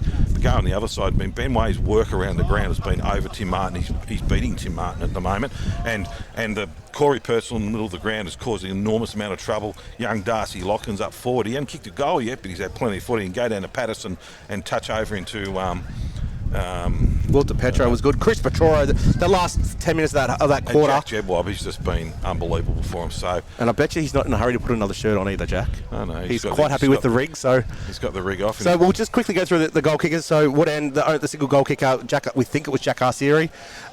For Romsey, you've got 2 to Jack Jedwab, 1 to Dean Walsh, 1 to Aaron Patterson. look, it was the transition game. 9 scoring shots to 2. Yeah, that's the difference. The transition game was out the back. You knew where Romsey wanted to go. Let's see how that works kicking into this slight breeze. Again, it's not favouring one end completely. It's going more diagonally across the ground, but we'll have a quick break and have a rest, have a drink, and then we'll come back just to start the second quarter.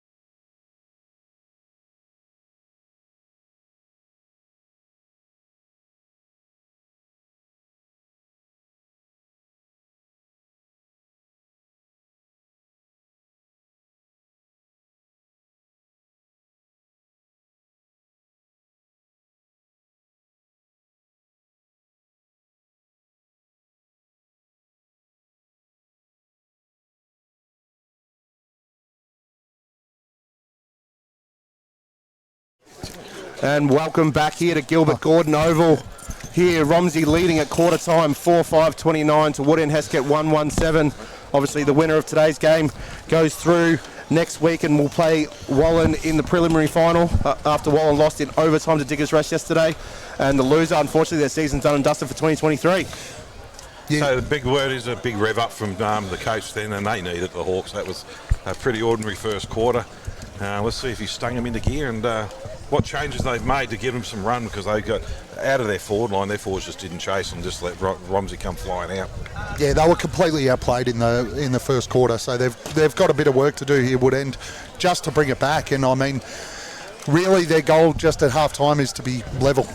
So we spoke to Josh Pound in the pre-game. We mentioned about last week. He had a big turnaround himself in form in the second half, and he said that he couldn't ask his team to do anything that he wasn't willing to do.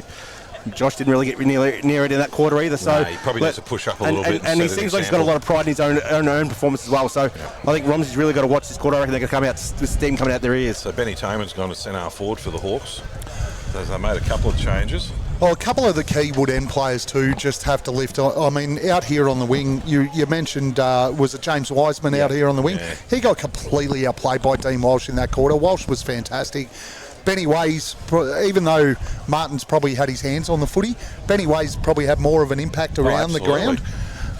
We were just saying before, I couldn't, and with all the knowledge of Timmy Martin and experience, why he was coming from the attacking side, running into the defensive side as a ruckman. I know it's probably to try and stop the Ben Way jump, but Tim Martin Smith, if you came from the other way, you'd put your hand up and put the block on and then palm it down to your forwards. He's given them no chance by banging it over his head. The umpire, Mousley, holds the ball aloft. Ball goes up. Martin versus Way. Way jumps early. Gets a tap out down, but it's taken by Mins. Gets tackled as he kicks. In there is Ferguson. He's wrapped up and dumped. Patterson by Nath Raymond. So it'll be a repeat stoppage just outside the centre circles. Toman's out of the middle too. Probably trying to break up that match up with Purcell. Rucks will go at it again. Benny Way wins it down. Ball comes out. Walsh comes up, leads at the footy again. He's wrapped up straight away, and we're going to have another bounce. Adam Isley supplying refreshments for Gav. For one of the commentary team. So that's why you got to create a relationship with the umpires. Ben Way kicks the ball out of midair in the ruck. Ball gets through. Kyle Baker's first back, but he spilt it. He's wrapped immediately by Burkett. Manages to get the kick away. And it goes out to the left back pocket here for Wiseman. Wiseman goes down the line. Ball goes through the hands of Ray. I thought he was pushed. Gets a handball out. Ball goes out further again on the left boot from Mins. Goes towards the forward 50 for Woodend, but it's Romsey back first. Out comes Tassari. Goes to midfield with a great kick to Raymond. Raymond at true centre half back. Chips it up. Finds Blair in the centre circles. Gives a handball off to Khalil. Khalil goes further out for DeHaas. Good pick up on the half volley. Swings around the right boot. Kicks it over Burkett's head. He's got to stand under it. Pound from behind. Gets the ball stolen by Jedwab. Goes back to DeHaas. Handball's too hot for Burkett. Tom Pound again gets the ball out the back via Wiseman. Wiseman very smart, just slows it down to Dan Toman, who takes it in the left back pocket. Going to move the ball out towards centre wing, looking for a teammate out there in Asiri. Can't take the mark. That's the third mark he's dropped, and the ball's going to roll out of bounds and have another throw in. Just make a comment then when the ball went into a forward 50 for Woodend, they had Josh Pound and Tim Martin chasing the ball out, and they're just plotters, and they just run it out with such ease. With all due respect, they're plotters. Well, they are plotters. Ball goes up again. Oh, it's a big hit there, front and centre. Romsey's going to win the ball out. Inside forward 50, one-on-one. Tate Pearce does well in that matchup. Spoils over the boundary line. Hold the man. Hold the man. Arms around. I think that's a bit stiff. Yeah, that's just a one-on-one contest, that is. Stand clear, Gav. Jedwab's having a shot. You know how excited Tone gets. He kicks into the wind here. I don't like his chances from that deep in that right full pocket. He's a beautiful kicker goal, though. He's probably the best kick in the league. Yeah, he's got a beautiful action. But you're spot on there before turns. They just, again, Romsey walked the ball out of defensive 50. It's far too easy. If it wasn't for a missed kick here, they would have been having a shot for goal then. But Jedwab comes in, the bright orange boots on the runway. Right foot kick is on its way. It's going to miss to the near side and miss everything and go out on the full. Well called, Tommy.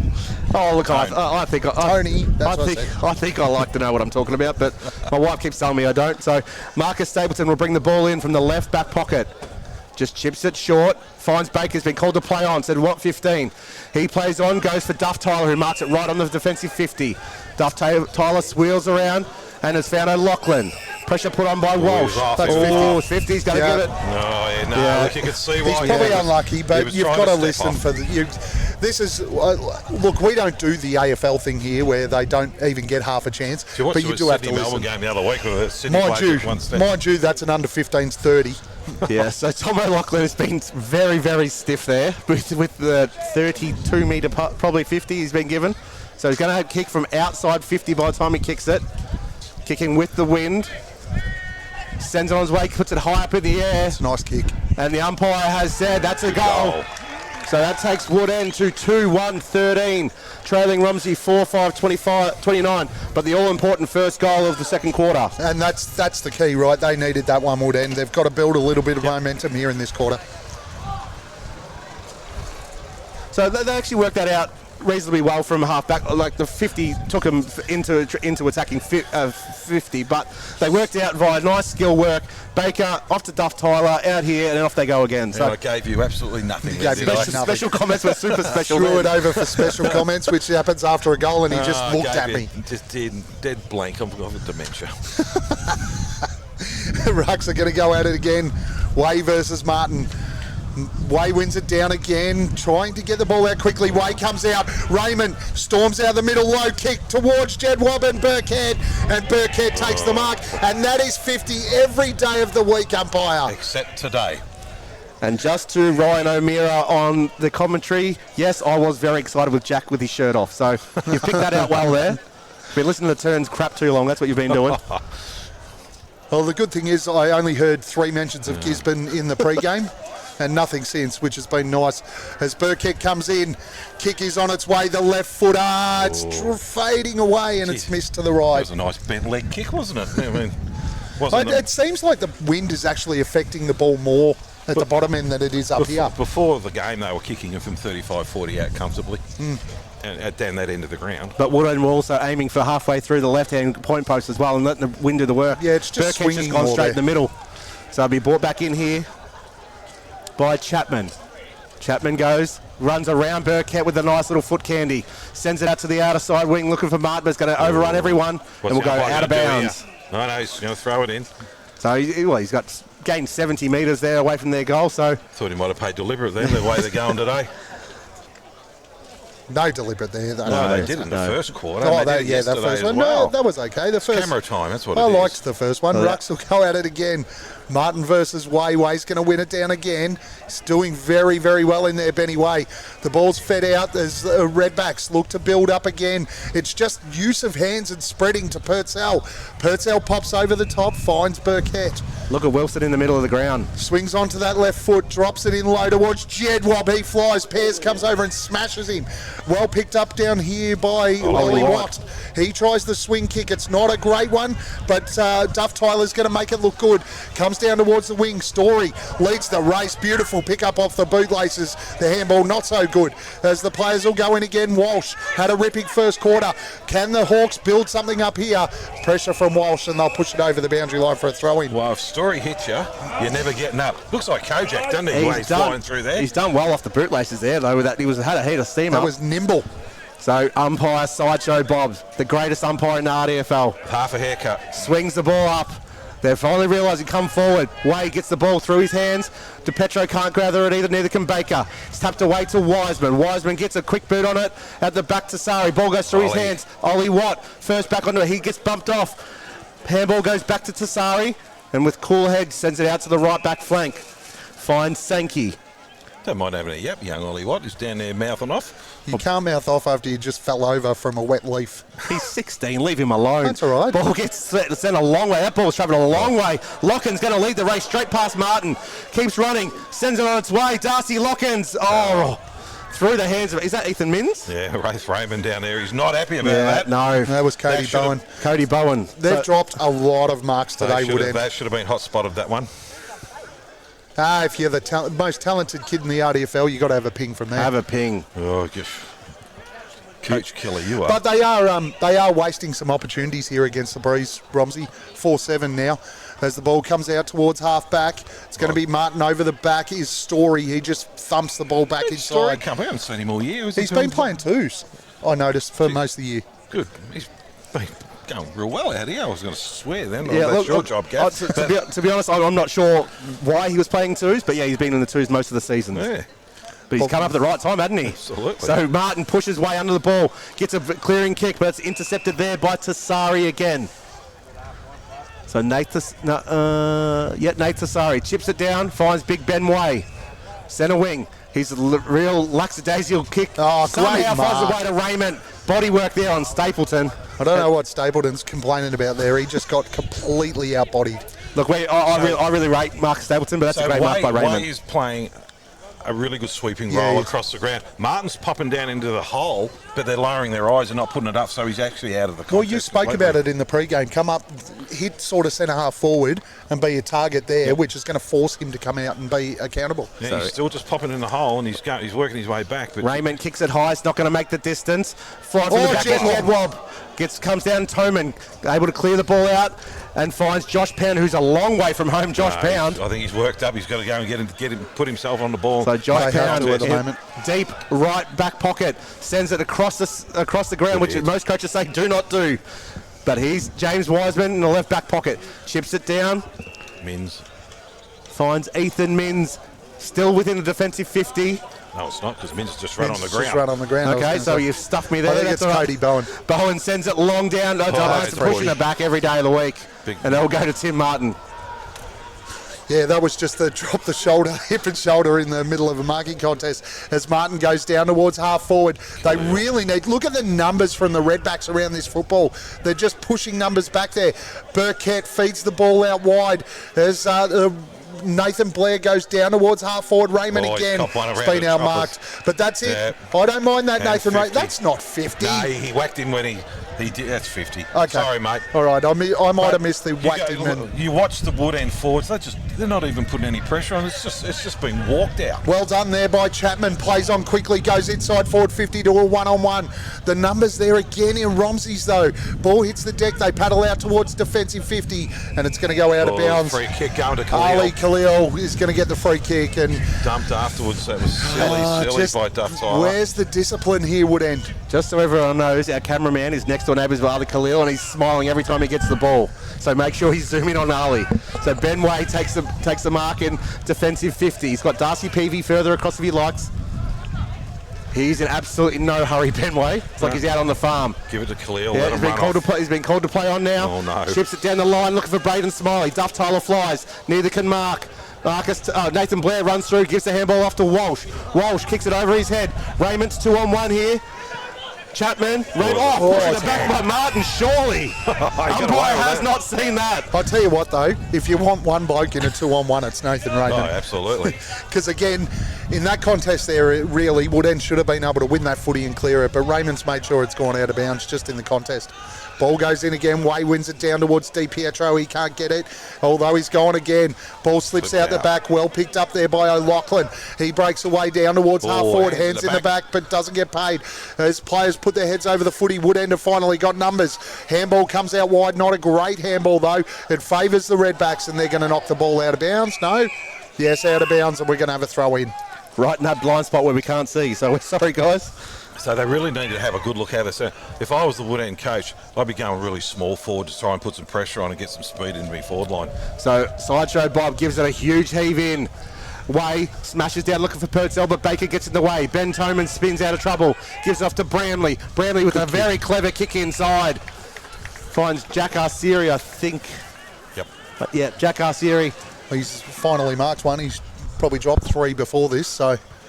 Look, he's backing himself from brings probably him back into 12 points if he gets it. So he's 65 metres out from goal, surely. He's going to take a massive kick.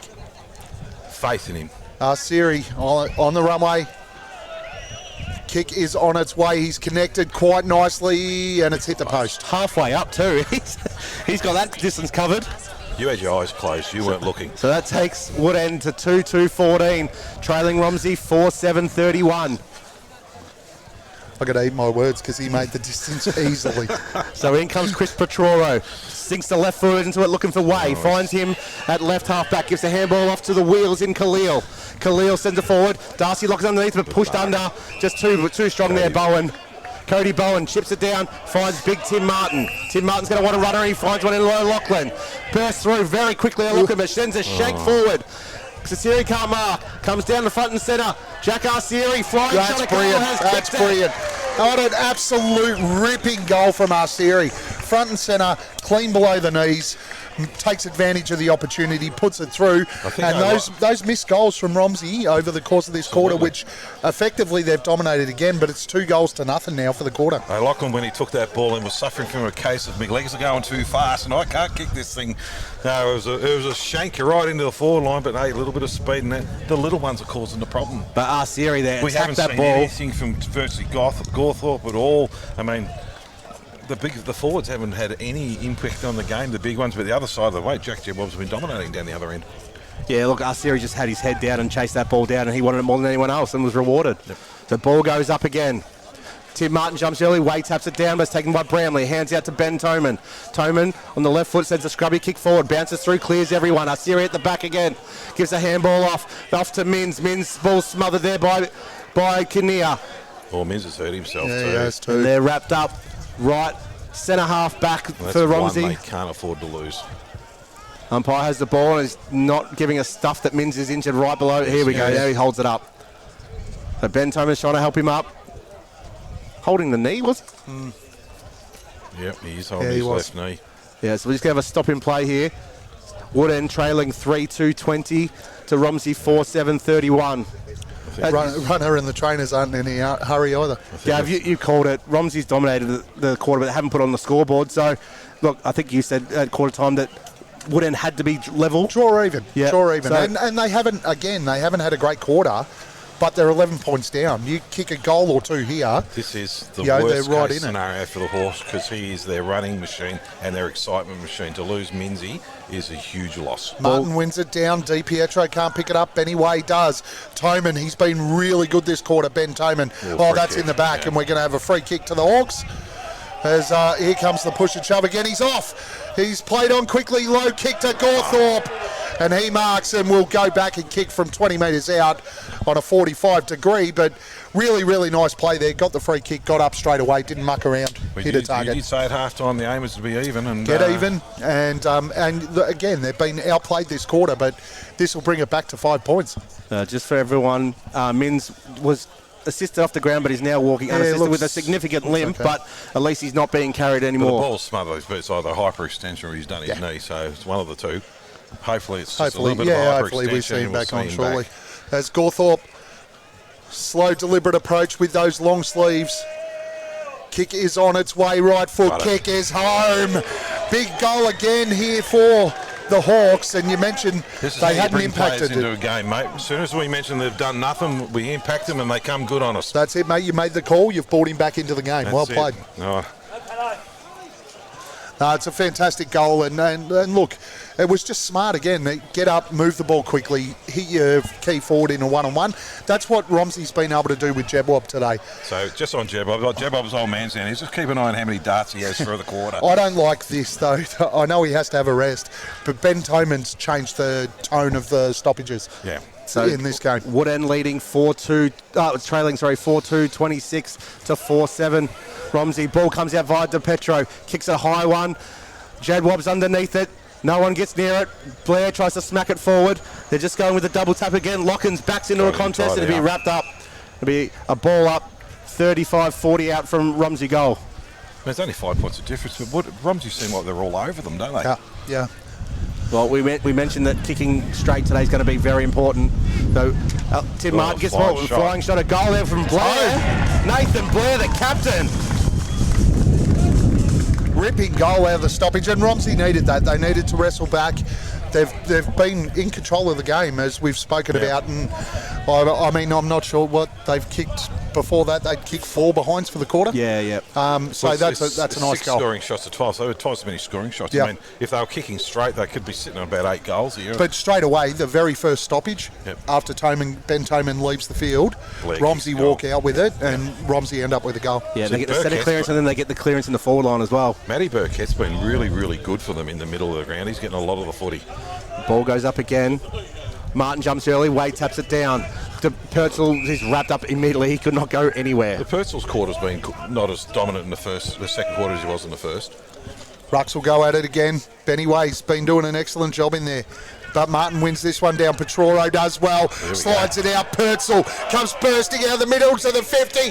Kick is on its way towards goal. It's home! Ripping goal for the Redbacks, 2 in a minute. What do I say? As soon as I say they've had no influence, bang, they come good. And that was beautifully done there at the Raymond, just forcing that handball out. Keeps the ball flowing. Purcell gets on the end of it. Beautiful running goal. And to run out of the stoppage like that, they didn't have a Woodend player within 5 metres of him, so he's pushed hard, accelerated hard. Dan Toman really needs to do something now. No, he needs to. Toman's getting flogged, let's be honest. And Ben Toman walks out, 2 clearances, 2 goals. And they're just working harder and running to space. Rucks will go at it again. Benny Way will win that one down again to Raymond. Feeds the ball in over the top. Burkhead attacks it, can't get it. Raymond throws it on the boot, clever. Purcell wraps it up. On the man. Wow. You can't tell we're standing in the middle of all the Romsey crowd. They've probably got reason to question that one, as the free kick is going to go to Riley Patterson. He's going to kick down towards half forward as he finds a teammate here in Bramley. Bramley plays on, goes down towards Siri, over the top. Gawthorpe picks it up towards the top. Pound! He's taken the mark. No, he hasn't. Ball's hit the deck, and we're going to have a bounce. He's been pounded into the turf. We've played just over 19.5 minutes in the second quarter here. As Jedwab Senior asks us how long's left because he's stressing out. Ball goes up deep in the Woodend forward line. Comes out via Marcus Tucker. Handball off to Darcy Peavy. Peavy looking for Sam Wilson. Dangerous kick, but he marks it well. At true centre half back. So Wilson has it. Goes further to the other side. Over the top of Lockins and finds Jedwab. Jedwab spills the mark and it'll go out of bounds on the outer side wing. It'd be nice if they played on this side, wouldn't it? Yeah, there must be a few Woodend free police players because Ali Khalil's standing there with no one on him. There's Woodend defenders with no one. So where are all these Hawk forwards? There's a lot of pointing going on out there from the Hawks players. But the ball's going to come in again. Martin versus Way. Martin wins this one down out towards the back. Quick kick comes out towards half forward. Another drop mark there for the Hawks, but Siri front and centre feeds the handball out, finds his teammate there. I think that was Patterson. Goes inside forward 50. It's a great kick. He's going to play on quickly and kick a goal. And that's a big goal for Woodend. They needed that one back. Kyle Baker hits the scoreboard 5-2, 32, 6-7, 43. Everything Woodend's doing is rushed. It's not clean.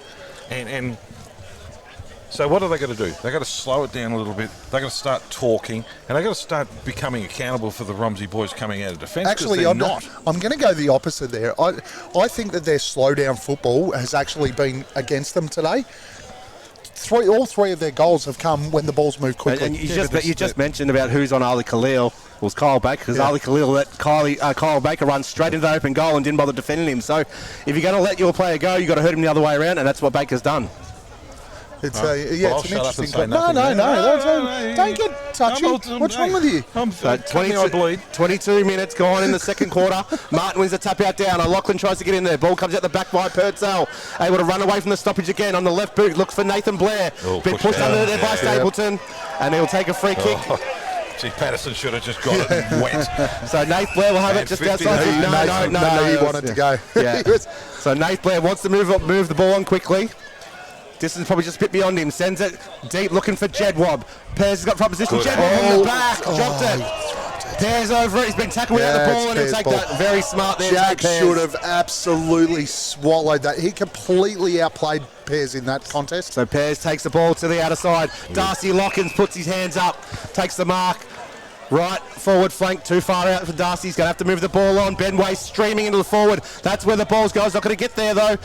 They all fly and sport out there, out of bounds by Marcus Stapleton. So a small bit of trivia. Darcy Loggins' old man told me he won a Best and Fairest up in Northern Territory. He did. And do you know who comes second and third in that Best and Fairest? Yes, I do. Yeah, go on. One of the Davies? Both of them, second and third. There you go. Under 12s football. Oh, was it? Yeah. She didn't say that. Yeah, I under thought 12. it was seniors. Under 12s football. Oh, quick clearing kick from the Hawks. Comes out towards the wing. Siri back with the flight. Carmarket ball's thumped back inside forward 50. There's Lockins. Puts his head over the football trying to win it. He's going to wrap up his opponent out there, and we're going to have a throw in He did come good when we Right got on into the Gisborne, 50. though. Angus Story, his wrist must be sore because he's had 3 spores that have gone 30 metres. He's been doing this for many, many years. He is the king of the big punch back. You know who'd love him? Spud Frawley. He's a backman like Spud Frawley. He would win that fist. Yeah, he would love that fist. He would win the golden fist easily. I think the biggest difference at the moment, Paul, is just how clean Romsey are in comparison to Woodend. It is, and it's open. They're just running hard, they're running to space, and that's why they're clean. So we've played 23 and a half minutes gone in the second quarter. Ben Way gets front position, taps it at the back. Petrori leaves it behind. Ball comes out, Purcell's first. It's taken high, surely. Corey Purcell's had a great first half. This would cap it off for a second goal if he can kick this. Well, it's a beautiful kick of the footy on the run, so I don't know about the set shot, though. You writing him off? No. That's how you get him to kick it. Never write anyone off. off. And he'll kick it and he'll prove you wrong. So 24 minutes gone in the second quarter. Romsey leading 6-7-43 to Woodend Hesket 5-2-32. So have the courage to make a call here, Gav. He misses to the right. So it'll be straight through the middle. Probably will too. Oh, mate, they do it all the time. You should know this. Purcell getting plenty of screen time here. He's in no hurry at all. In he comes. There's no 30-second rule in RDFL, is there? For the second, there is? Yes. They just don't police it? The same one who measures the 50s. So in comes Purcell, sends it on its way, straight through the middle. Corey Purcell kicks his second of the half. And second of the quarter, he's kicked the last 2 for When you Romsey. coaches have us in the box, he'll miss to the right, and straight through the middle he goes. So that takes Romsey out now to a 17-point lead. You should know that. You've been keeping track with your fingers. Here at Woodend, he only forgot because he's a bit excited. He's from Romsey, he's running out in a minute. Here at Woodend, the scoreboard is behind. They pull it out to change the numbers, so you miss half the score. 25 minutes gone. Can't be long left. No, it's a really important goal for the Redbacks too. As we said, the early missed goals and missed opportunities were bad, but they've kicked 3 in a row, right? Well, they've doubled their scoring shots, and that's probably more indicative of how this game's panning out. They've dominated the first half, let's be honest. Romsey has been clearly the better team in the first half. And we tipped Hawks. Yeah, that's why they've been the best team. No, I'm talking to Gav. You don't count when it comes to Romsey games. So for everyone, it's 7-7-49 to 5-2-32. You're not going to be able to sleep all week if they win. They'll be that excited next weekend. I told you, I'll be more nervous. I have 2 games to be nervous about. Jesus. The Mighty Saints in the final next week, Gav. Jesus. Get around them. Rucks will go at it again. Martin away. They're going to go at it all day long. Martin wins this one down, but again it's Romsey first the footy. Di Pietro down towards half forward. Drop mark there from Bowen. Lockins tries to wrap him up. The Hawks are going to bring it down to the wing. They'd love a late one, but that might affect any chance of a late goal. They've played 26 and a half minutes gone. It's been a long quarter. There's been 7 goals scored today. And the injury to Mins. And the Mins, yep.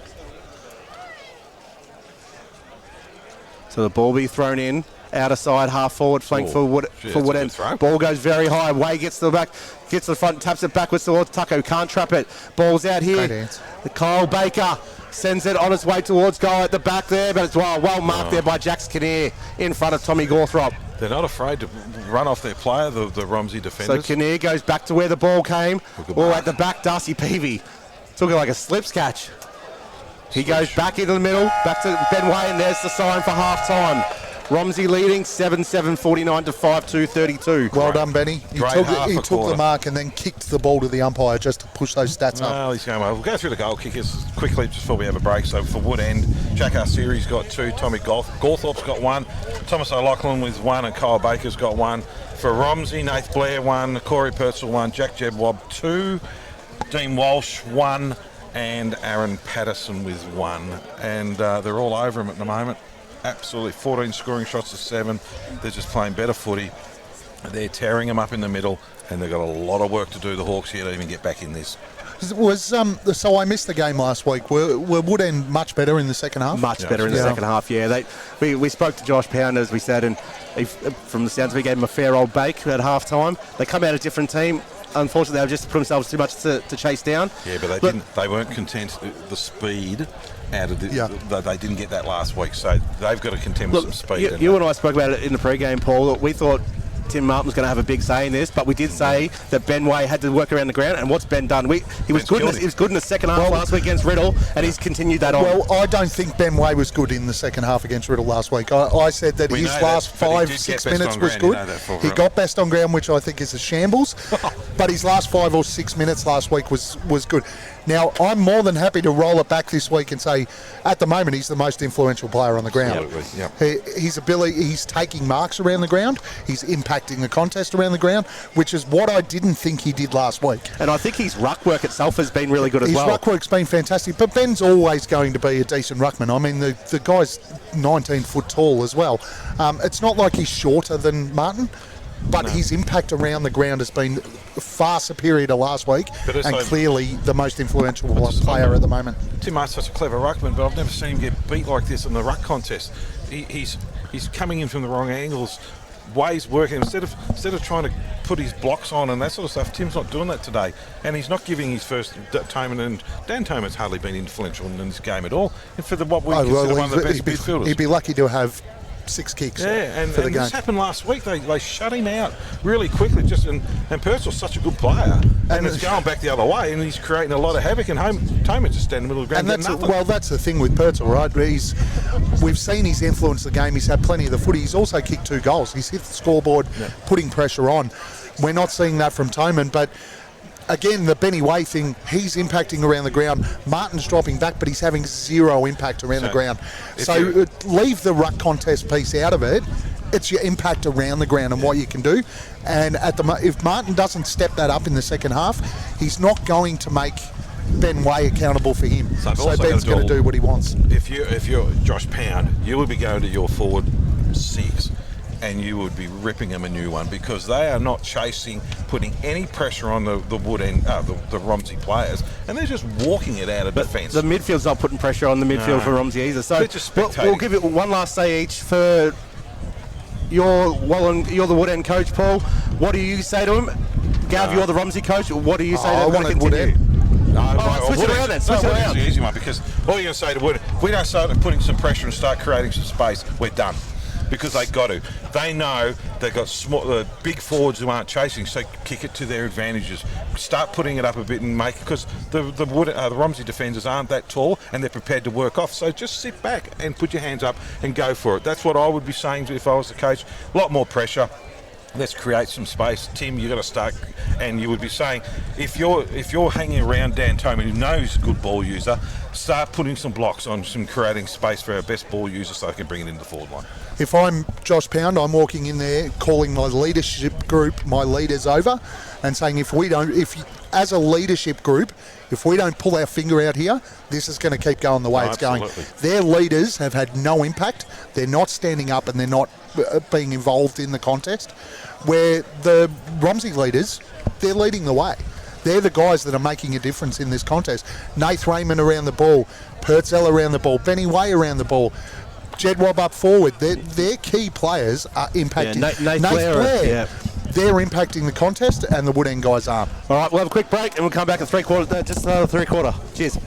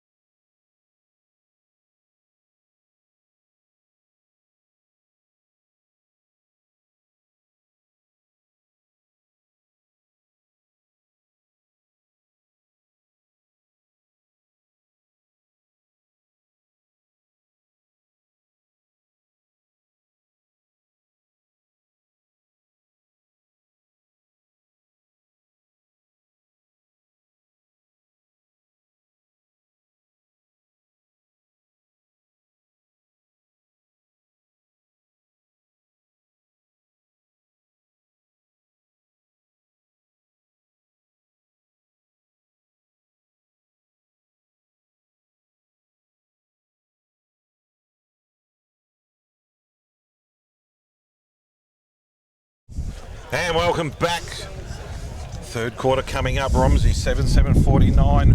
Woodend 5-2-32. And Gav, what do you reckon, mate? The Hawks got it in them to come back? Oh, of course they do. It's only 3 goals the difference, but they just have to play a more impressive style of footy. At the moment, they're getting outplayed.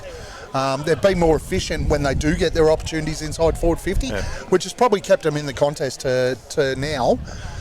If Romsey had have put the score on the board in the early stages of that second quarter, we could be looking at a 5 or 6 goal lead. But let's be honest, we mentioned that the Hawks were really, really good in the second half a couple of weeks ago, last week. They came back last week and they were really dominant, and they made some structural changes, which they're going to have to do here now.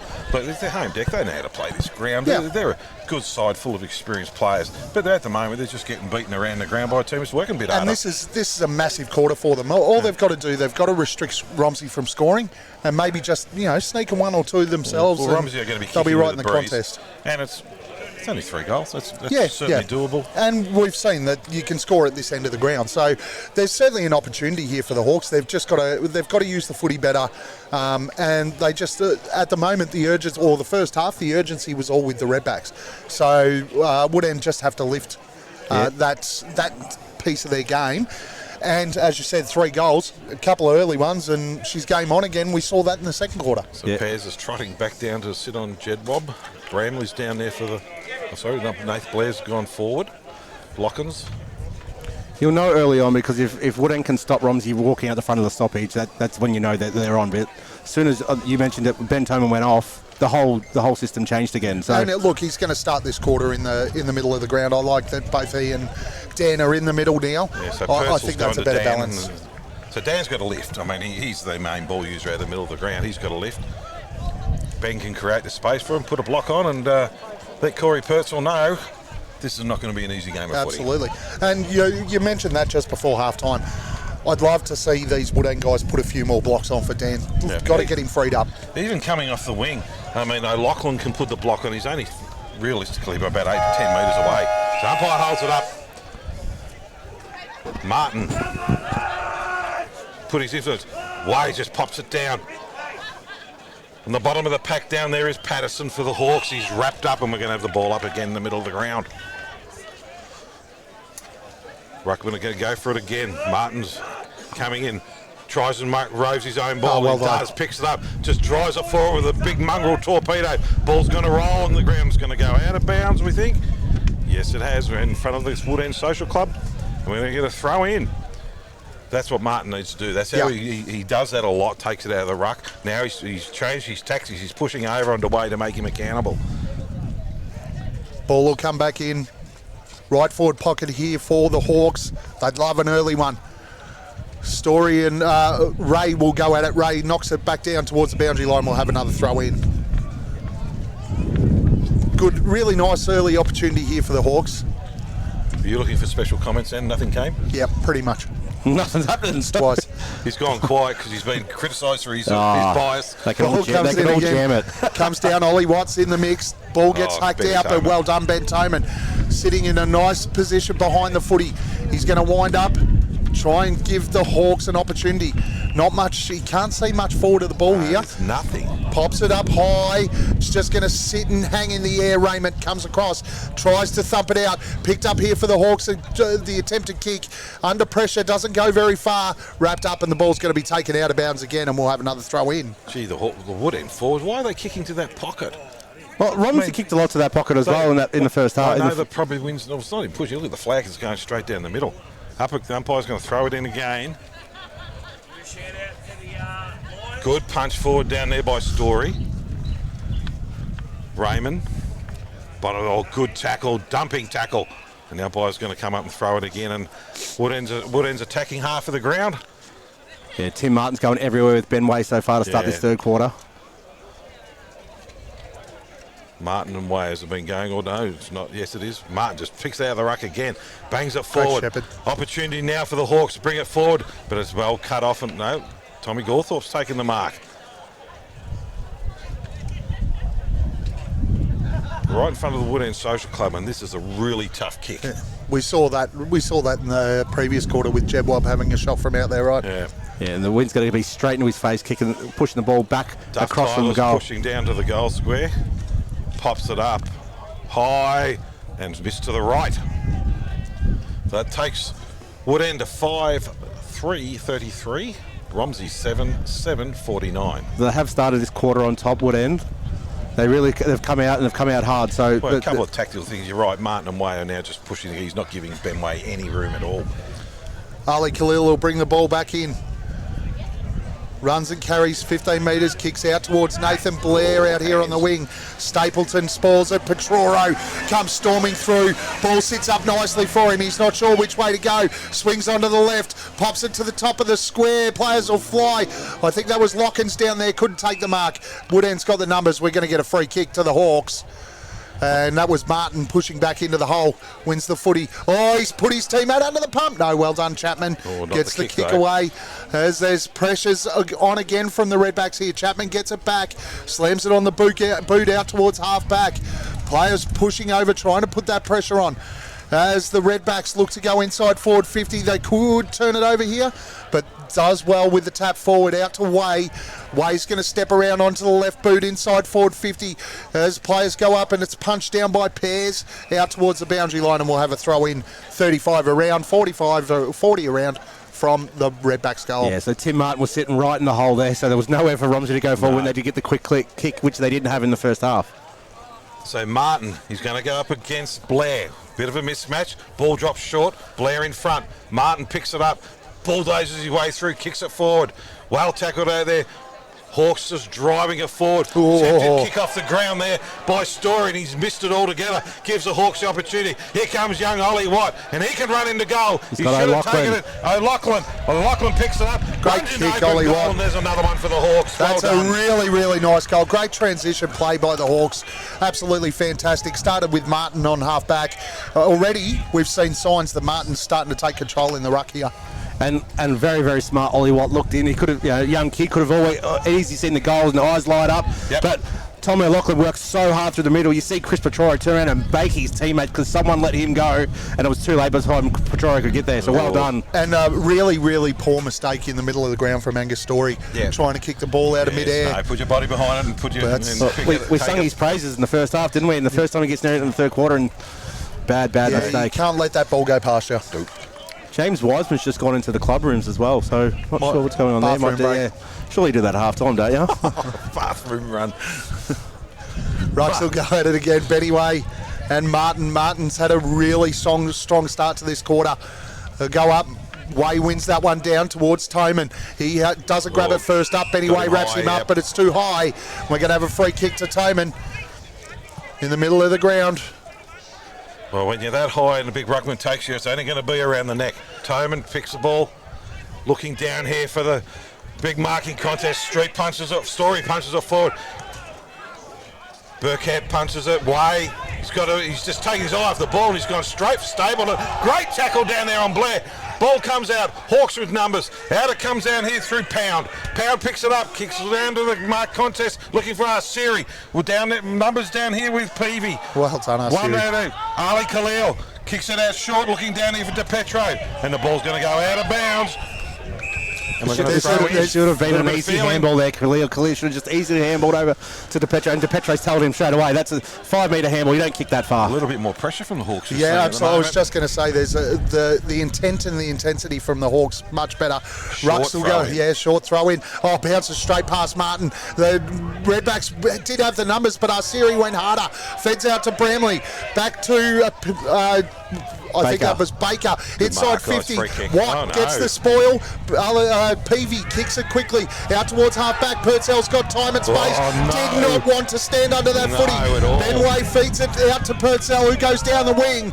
And it's an easy mark out here to Bramley. He's going to look to put Woodend straight back inside forward 50. Letting Corey Purcell know all about taking his eye off that Martin's marking still contest. On here on the boundary. But Woodend's intensity is well and truly lifted. And so is Ray. Look at Alistair Ray. That's going to go straight to him. Ray flies, can't take the mark. Ball hits the deck. Pound front and centre, can't take it quickly. That's straight in the back from Purcell. Little bit of intent from Purcell there, but overzealous. We're going to have a free kick. It's going to go to Ben Toman. That's the worst thing you do. Once you take it off the ball, you try and go extra aggressive the next time around and give away another free kick. Oh, you won't want to watch that video of that one.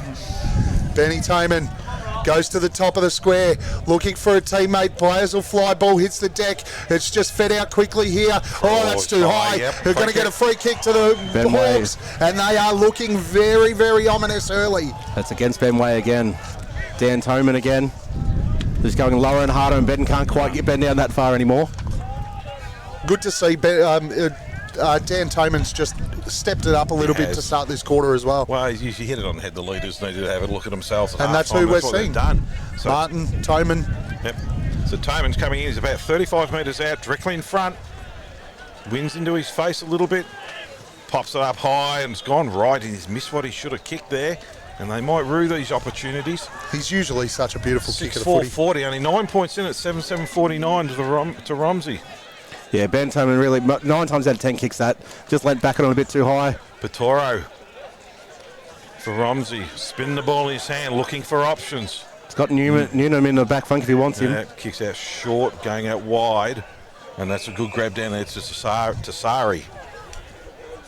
Plays on. Out wide to Lockins. Takes off. Looking for hit up toe. That's a poor kick though, and that's Toman who's pushed back. No, it's Bramley. Bramley for the Hawks. Good intercept mark. Looking for short. Pops up to Josh Pound, the coach. Centre wing. Plays on. That big rifling left foot looking down there for Gawthorpe, but over the back is a great mark taken down there by Jackson Kinnear. Kinnear goes in the middle of the ground looking for Walsh. Walsh pops it out, looking out here for DePetro. Well done. Ollie Watt, 17, 16, whatever he is, 16 years old, this kid. One of the best juniors we've got in this competition. Watt. On his right boot, looking up to the hot spot, but he's going to kick to a nest of... they've spotted each other. But there could be opportunity, well tackled. They could get it. Khalil just puts on his boot, bangs it forward, comes back down here, down to Ferguson. Ferguson plays on, looking for Josh Pound, the coach, or Tommy Gawthorpe. Tommy, bit too big to be doing that. Poor handball into the middle. To Petero, kids on his boot, pops it out wide. They've got the numbers out here. Bramley, but it's pushed forward by Patterson. Ollie Watt for the Hawks, keeps it in front of him. Well done, Ollie Watt. Hanging down to Cody Bowen. Cody Bowen kicks it into the middle of the ground, and Hawks are going to take the numbers and just slow it down a bit through Tyson Chapman. He was, 3-on-1 there, Cody Bowen, but smashed the ball forward. Oh, they're going to kick it out here, looking out for... Alistair Ray and Dan Toman. Ball comes out, Ray. That's a good mark. I don't know why Toman went up against him now. No. He's a crumbing forward. Ray, he'll look to go inside forward 50. Who can he find? That's a nice kick. Finds Gawthorpe. And Gawthorpe's going to have the opportunity to kick his second. He's going to kick from probably 35 to 40 out on a pretty tough angle. Game if he gets this. Yeah, look, Woodend really running well from their back 50 as well this quarter, which was something that we spoke about. They weren't doing the first half, so they had all the numbers when that ball was turned over here on the outer wing.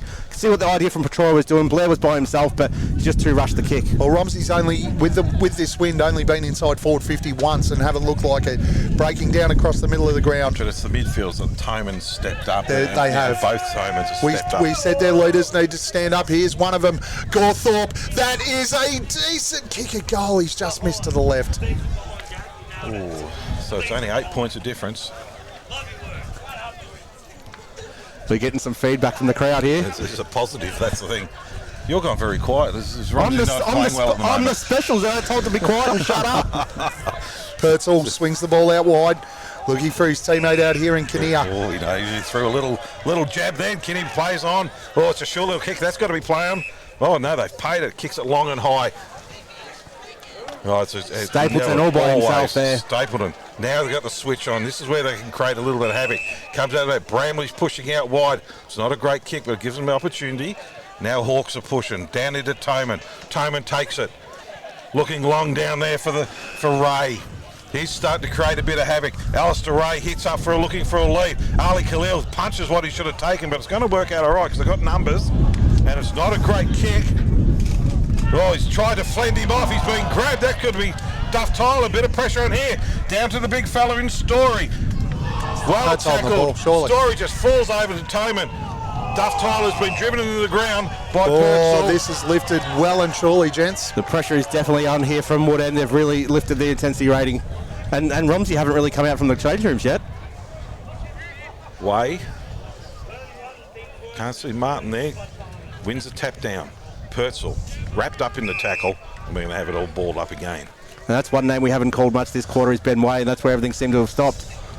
Rucks will go at it again. It's going to be Way versus Ferguson. Way tries to grab it out of the ruck. He's wrapped up, and we'll have another bounce. I don't mind the idea of Ferguson going on to him and just, Well, just Martin's sitting behind the ball, so they've created an extra loose behind the ball here. Rucks will go at it again. Oh. Way just holds his spot, does well. Right foot kick down towards half forward. Jedwab leads up at the footy, pairs. Great close. Spoils. Tries to go through. Handballs it straight to Jedwab. He plays on around the corner. Finds Burkett. He feeds the handball off to his running teammate Smiley. He can't pick it up. It's turned over to Giddings. Goes into the middle of the ground. Alistair Ray again. He's really stepped up in this quarter. He feeds the handball backwards to Bramley. Ball swings out wide. It's going to go down towards half forward. They've got numbers everywhere now, Woodend. Yeah, they're really pushing into the space and creating a lot of room for themselves here at the moment, the Hawks. Yeah, I think Braden Smiley will want his little one-armed attempt back as well. So, again, just another incident where the Romsey haven't gone hard enough. Ball goes towards the top of the square. Gawthorpe flies. Can't take the mark. Benny Way cut it off. It's too high. Going to have a free kick. Siri 20 metres out from goal from the tough pocket. He's already kicked two. But, yeah, chance to bring the Hawks back to within less than a goal. Just chipping away. Which they should be. They have absolutely dominated this quarter of footy. Completely owned the footy. From defence as well. You can just see, even when Romsey had the numbers there, they turned it over, and then you wouldn't think Woodend were out of place because they just ran everything straight forward again. Siri comes in. Right foot kick is on its way. It's home. Second of the quarter here for the Hawks. Third goal of the game for Jack Siri. And we move along to 7-7-49 Romsey to 7-5-47 for the Hawks. 2-point game. Yeah, well, they've kicked the first two goals into the breeze, so it's... And we said that at the start, right? A couple of goals, and it's game on. So a little bit of barometer how Romsey is rolling is where Jackie Jedwab starts getting to the ball. He's now starting to work up on the wings. That means that's not coming in cleanly anymore. We've seen that all year. Yeah, we mentioned that we haven't really called Ben Way this quarter, haven't really called Nath Raymond. So, their prime movers from the first half have dried up a little bit. So Martin Way, two big balls, no one. Just ball hits the deck. Down the bottom of the pack, Hawks are going to clear it. Bang it forward, looking for a marking contest, but it's a good mark in defence, taken down there by Tasari. They were screaming for the 50. Trying to calm it down and slow it down a little bit, get a bit of structure in. Kicks across the goal. Series on the mark, just trying to hold it up. They're just trying to slow this down. Way's made an option. Woodend has closed down every option here. Out wide. Ball hits the deck. Gawthorpe's got an opportunity here. Takes off. Probably should have put it up to Series. He's done it. The Hawks are in front. Beautiful work out there. They've squeezed Romsey right up. They've cut the run right out of the game. Well, they just started putting pressure on, and the ball's turning over, and that's what's happening. They're trying to slow it down. That's actually swapped over because we did say Romsey, Woodend were trying to slow it down and play that. Now they've picked the speed up, and Romsey have slowed it down. You can see from there when Nath Tasari took the mark in the right back pocket, he just had no option. Woodend were everywhere. Romsey had no free players. They've switched over to Lukey Newman. Poor kick, just put too much air in it for Sam Wilson on the other side. Turned over, and Gawthorpe from the pocket we said he shouldn't be kicking from. He's kicked the average rips up from the pocket. Someone's given him some good go-go juice at half time, haven't they, the Hawks? They are rolling as the Rucks will go at it again. Ben Way tries to jump into Ferguson. Good contest from Ferguson. That's a fend off. Benny Way, that's the third free you've given away this quarter. But that's because they changed the ruck contest, and it's not a. He's jumping into him now and trying to jump over him. So I think he's got something against Dan Toman's head because that's the third time. Toman goes down towards half forward. I think the young fella Patterson didn't expect that one.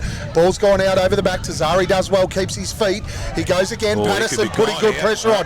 Ball's fed back as it's kicked down towards the wing. One-on-one contest. Stapleton gets a hand on it. Goes out the back to Ferguson. He goes low into the middle of the ground. Good spoil there from Petroro towards the middle of the ground, kept running, gets it back on the left boot, goes deep inside forward 50. Got a couple of one-on-ones down here. There's players that the ball just landed right in the middle of everyone, hits the deck, it's wrapped up, and they all hit the deck. That ball was in the air for a long time from Petroro. How no one got their hands on that has got me. So in the forward, they're in attack, the Redbacks. They need a goal here. Blair just punches it down. Jedwab tries and runs through. A fresh area from Will to Petro. Hawks well tackled down there by Purcell, and they're going to have another throw in. We're only about 25 metres out from the Hawks, from Romsey's goal. The Romsey prime movers really have to get on the run here. Absolutely. Up it goes. Punch down. Trying to work their way through. Oh, nearly a head-eye tackle then. Hawks pick the ball up, and it's going, there's a Romsey player down, and he's not looking too flash. Up he gets. That's one they can't afford, and I think that was Petoro. Umpire throws it up again. Way pushes them underneath. Come down to Toman. Toman just pops on the boot, but it's Mark's taken down there across, deep in the forward line for them, and as soon as he turns around, we'll find out who that is. Yeah, I think Dan didn't realise he had a little bit more time then. No, he just wanged it on the boot. Is that? I think it's Sam Wilson. Yeah, it looks like Sam Wilson. Yep. So probably a desperately needed goal here for Romsey. Absolutely. The Hawks have had all the momentum and been the far better side here in the first 10 minutes or so of this quarter, 20 minutes of this quarter. Kick is on its way from Wilson. Missed to the left. Missed to the left. And this is, what are we? We're 18 minutes, just over 18 minutes into the quarter, and it's been all Woodend. All Woodend. I mean, with Romsey having the scoring in. And they haven't kicked a goal this quarter with a wind. They haven't had to play this quarter with the wind, not let it kick it a goal. That's their first score for the quarter. You all right, mate? You okay? I'm all right. I'm good as gold. No, I'm just a bit worried about you. Tyson Chapman to bring the ball back in. Ball comes out wide.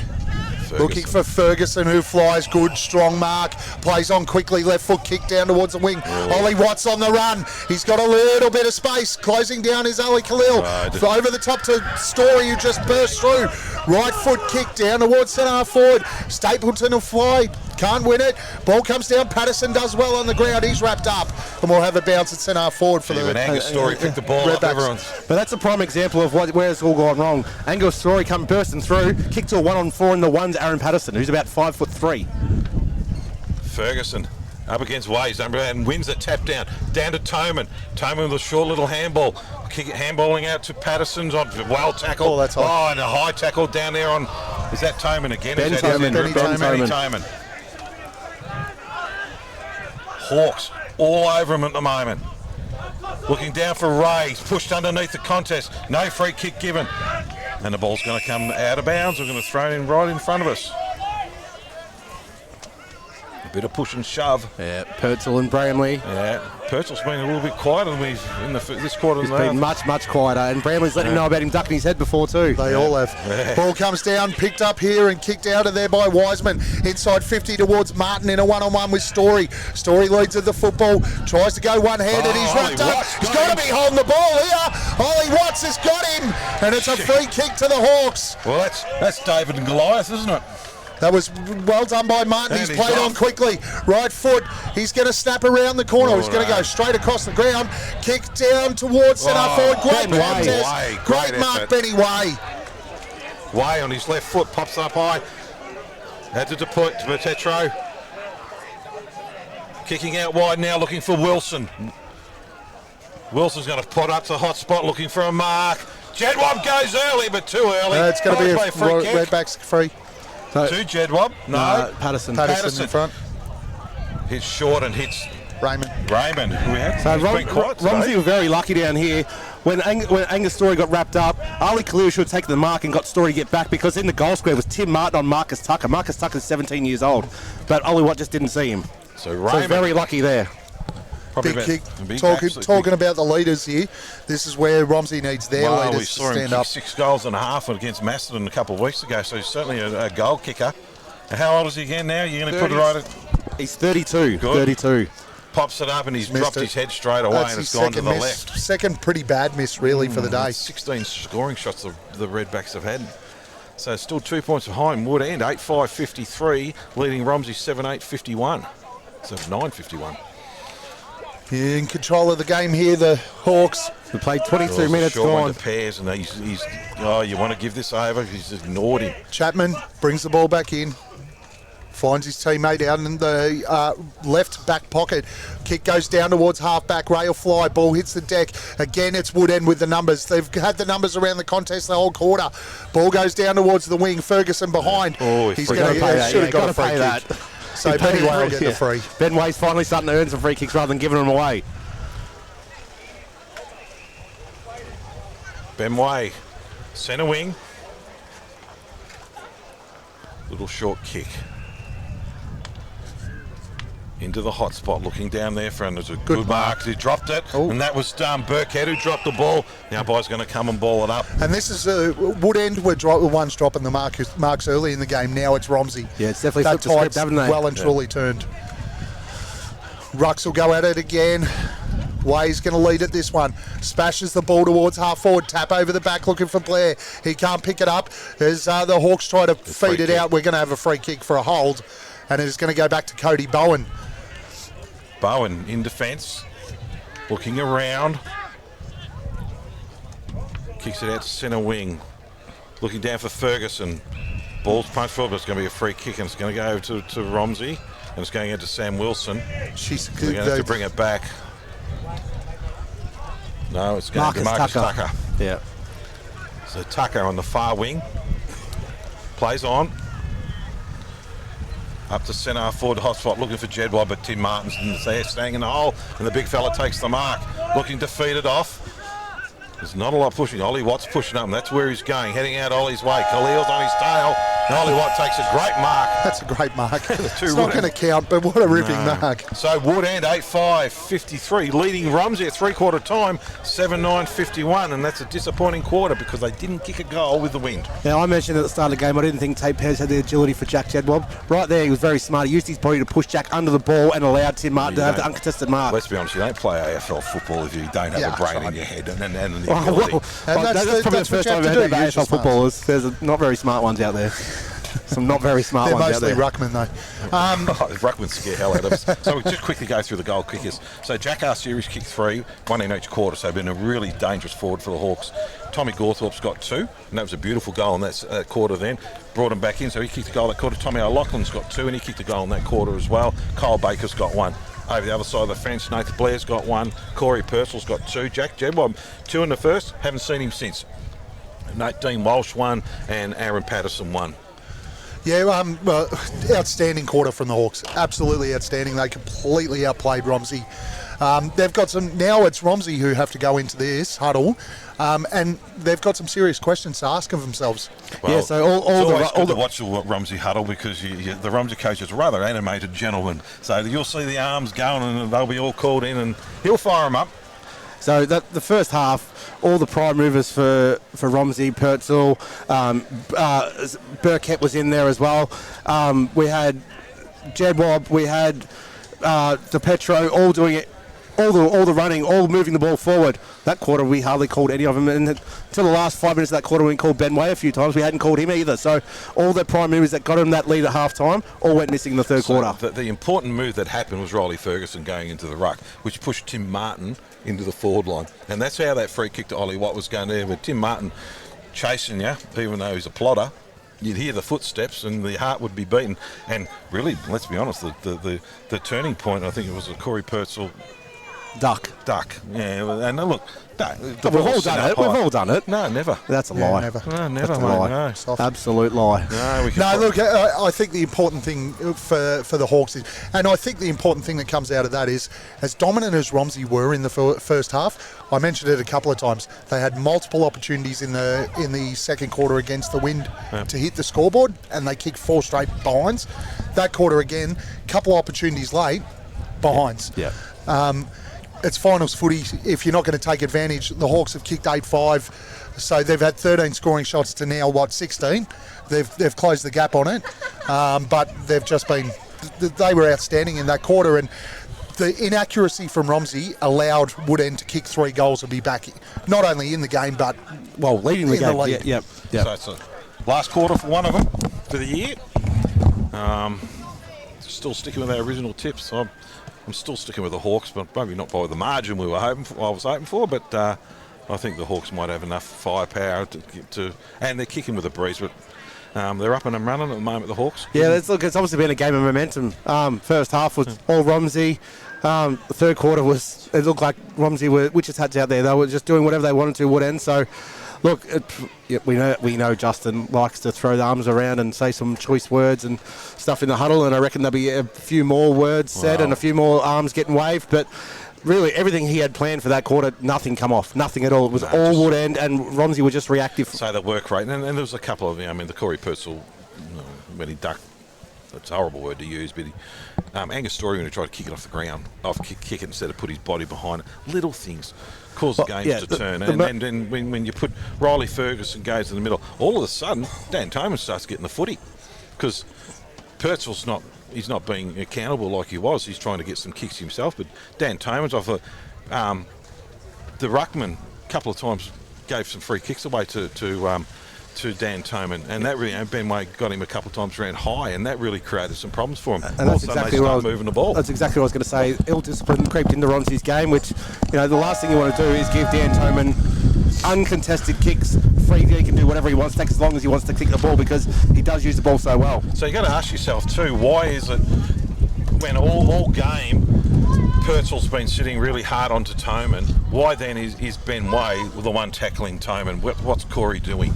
Why is Corey all of a sudden thinking, okay, well, I'm going all right here, am I going to chase out and start getting some easy kicks?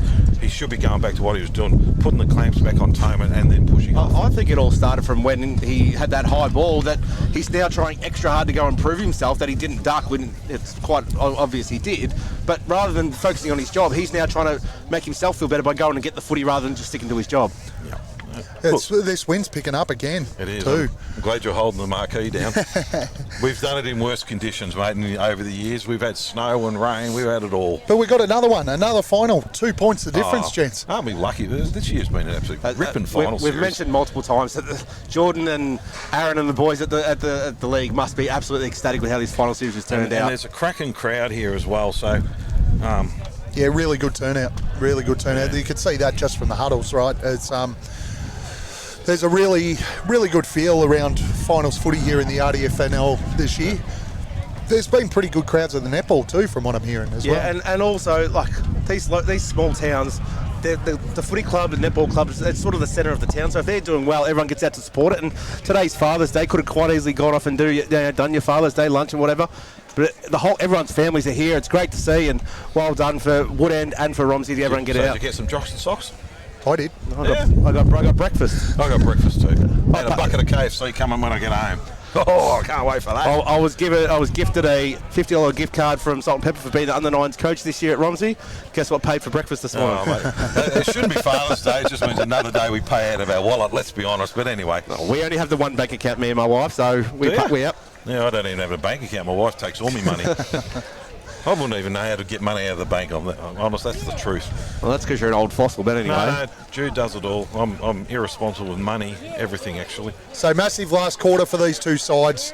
Winner goes through to a prelim next week to face Wallen, and let's be honest, a Wallen side that had to play in a extra time game yesterday. Yeah, but a Wallen side that's red hot. Yeah, probably a bit red hot. Yeah. And the loser, of course, it will be the end of their season. But this week's picked right up, hasn't it? This has again been a really, really fantastic game. It's been physical. It's been just great to watch. And Romsey dominated the first half, but Woodend absolutely dominated that third quarter, and they see themselves with a 2-point lead going into this one. So the first thing we see is Tim Martin starts in the ruck, not with Riley Ferguson. So I would have gone with Martin too. Yeah, so obviously they're going to use the big man early, try and get into Way. Way's been, he's had his hand on his knees for a long time. Look, it's going to be interesting to see who comes out, because he's done it by himself Way all day. There's only 25 minutes left in someone's season, so do or die, basically. Well, for the last time for the year for one of these two sides, the umpire's got the ball. Waiting for the crowd to get off, and I can't see where they're coming from. Over the Macedon Rangers sign. All the Woodend boys over there on the back of the truck, asking them to move off the ground. Getting a bit pedantic we get to this level, isn't it? Let's be honest. Holds it aloft. Is it the last time for Martin, or is it the last time for Way? Up it goes. Martin just taps it down. The bottom of the pack is Toman, and we're going to get another throw up in the middle of the ground. Ben Toman was the one, I think, that started that. As you said, it's the end of the second quarter. He was one that turned it around, and then he's just continued in that third quarter as well. Throws it up again. Martin in front. Way taps it down over the back. Tayman on the bottom of the pack, and we're going to do it all over again. This is what happens when I start calling. It's stoppage after stoppage. What did we get to? 6 or 7 last game of the second quarter, wasn't it? Throws it up again. Martin taps it over the back. Purcell on his left foot, kicks it out. Looking for a marking. Duff Tyler's punched off the ball. Tayman on the bottom of the pack, handballs it out. Out to Siri.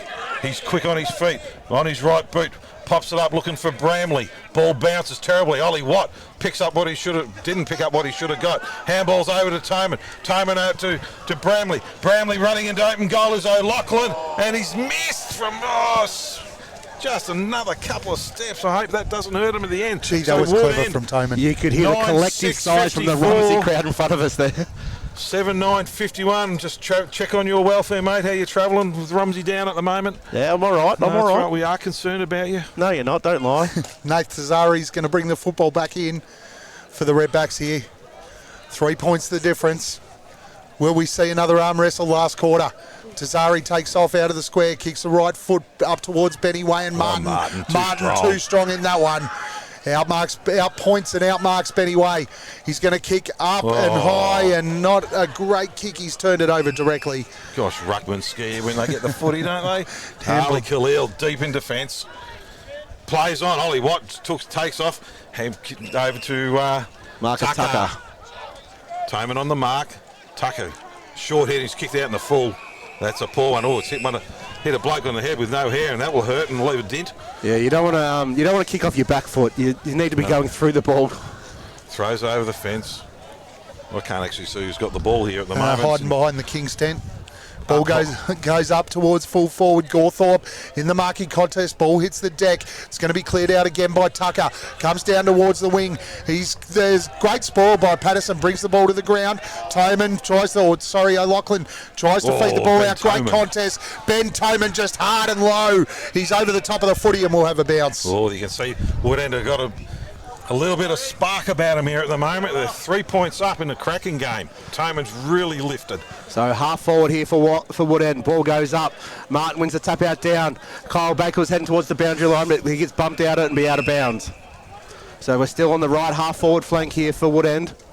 And Martin's really showed some dominance early in this quarter. Sideshow Bob standing out here. Look at him. This is sensational. Watch him throw this in. Oh, he's got some depth on it. Throws the ball in. Way gets bumped underneath it, gets a smother on Martin. Handball off to the inside to Tucker. Gives it another off to Raymond. Raymond goes out to Wilson. Wilson's got some time now. Kicks it forward to Aaron Patterson. Great kick. Patterson's dropped an absolute sitter. And gone. Wrapped up and dumped by Tate. It's a dumb tackle. It's a silly tackle. So he's got to get up because Sam Wilson's running deep to the goal square. He wants to wrap around here, Jedward, but they're on it. They're already on it. Kyle Baker knew it was coming. Off to Purcell. Purcell on his left. Kicks it off his shin. Goes to Sam Wilson. He jams around the body and kicked it out of bounds on the full. Haven't they messed They have absolutely stuffed that royally, Romsey. What'd they say? Stuffed it royally. Like I thought it was about time for a swear word. I almost said Wallen, but they're not playing today. Stapleton brings it back in. Finds Chapman in the back pocket. Woodend. Deliberate build up here. He goes back towards full back. He might have played on. Oh, it's a kick into the middle of the ground. Finds Pound. He plays onto the left boot. Kicks out wide. Finds a teammate, and they always go to this far side of the ground so we can't see. Tayman it was. The Dan's version. As the Hawks. Tom Pound here. Hawks try to build up again. Pound. Tom goes inside. Finds a teammate. Is that Bramley? If not, it'll do. He goes towards half forward. That's it's a nice kick. Arsiri, good mark. Martin thought about sneaking in 50, then came back. Gawthorpe on the lead. Can't take the mark. He's right up his backside then was Jackson Kinnear with the spoil. Romsey tried to feed the ball backwards and they're going to push it out over the boundary. No, they're not. Kept in beautifully there from Gawthorpe. Players will just dive in over the top of it. Quick kick out. It's a dangerous one, but really nice mark. So deep in the right back pocket here for Romsey. Give the handball off to the running Blair. Blair sends it on its way down the wing, but it's all Woodend here. Stapleton's dropped it, looking into the sun. Lockins is all over him. That's wrapped up. That's got to be holding the ball. Surely umpire says play on. Handball goes over the top. It's indiscriminate. Raymond tries to lay tackle, gets through him. Ball's coming back through. Kyle Baker with a great left-hand handball out towards Bramley. Bramley goes wider out again to Wiseman. Wiseman sends the ball back. He's wrapped up. There's something he says get out. Jams on the boot is Martin. Ball goes deep in forward. Good Mark's yeah, going to be taken here by Ray. Been good since half-time, Alistair Ray really stepped up. So the captain here gives the handball off. He has a flying shot at goal. He's gone deep in the goal square. At the back, the ball comes down. They're sliding through. It's going to be touched behind. I'm going to be a little critical here of Ollie Watt. Ollie Watt's a crumbing small forward, yet he's trying to hit up as a lead. He's got to get around those smalls. He needed to be around the bottom of that pack to create some pressure and have an opportunity to kick a goal. But on his lead, though, he's also dragging out a Romsey defender at the same time. Yeah, but small forwards, they're there for crumbing and goals. Pops the ball over to Petro. Oh, it's 50. No, what's happened here? Got a whistle in the middle of the ground. Someone's on the ground on the outer side wing. Looks like a Romsey player down. It does look like that. And they want the stretcher. I think that's Will DePetro, isn't it? 10? Is that Will, is it? Yeah, the stretcher's been called here, so we'll have a break in play. Not exactly sure what's happened over there. Hope he's all right. That doesn't look flashed, does it? No, it doesn't. And when they call for the stretcher immediately, you never know it's a good sign. That might have happened in the last contest, though. We just didn't see it as the ball went in. Exactly right. So just while we have a break in play, it's Woodend Hesket leading 8-7-55 to Romsey 7-9-51. 6 minutes gone in this quarter. There will be a longish quarter now with this stretcher. So look, Romsey as a team are trying to gather in their defensive 50 here. Woodend gathering in the middle of the ground. Woodend have all the play. This is the last thing they want because they have the momentum. But Romsey losing a player. If it is DePetro, which we think it could be, he was being a prime mover in the midfield as well. So it hurts both teams here. I don't think either side's really had any momentum. For the first time today, this quarter, what are we, nearly 8 minutes in, and no one's really had a significant amount of momentum in the quarter. We're 4 points of difference. So what's it been, 2 behinds to 1 behind for the quarter? It's good to see all the medical staff from both sides over there helping them out. Yeah, absolutely. I mean, player welfare is priority one.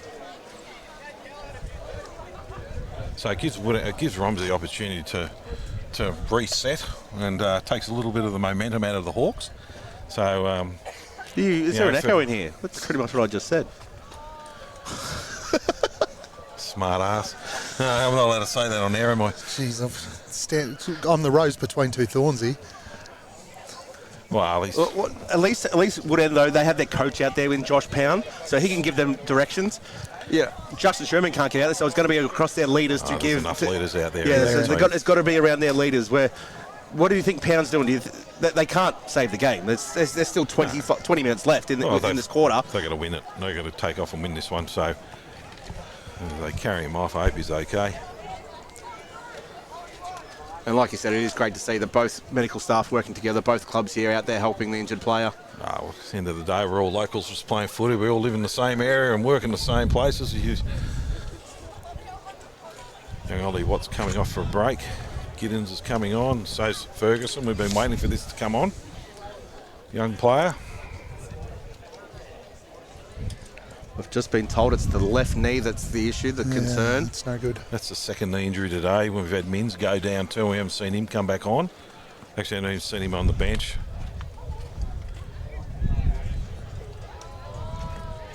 Yeah, it's a real shame. Tell you what, they've got his head down and feet up. Hope he doesn't slip off the end of the stretcher. Yeah, it is Will DePetro. I've just had the number confirmed here.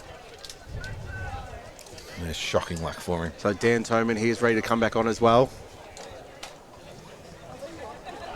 And we just wish anyone out there that is related to Will or knows Will that we hope all the best for him. We're not exactly sure what's happened. None of us caught a glimpse of it, so we'll try and get an update as quick as we can. But at the moment, everyone's just got their best wishes for him. But yeah, it is definitely a lopsided stretcher carry off. So fingers crossed, everything as best as they can here.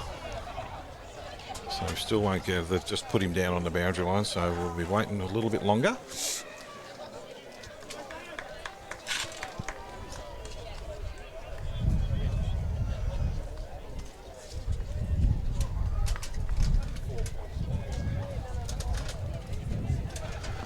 So just repeating the score, 8-7-55, Woodend Hesket leading Romsey 7-9-51. 10 minutes gone, but obviously it's only been 5 minutes to play. Plays on, Jebob takes the mark, kicks in the middle to Way. Woodend will like Jed Bob getting the ball down there. Kicks long. Looking for a marking contest, Purcell, and he's going to get a free kick.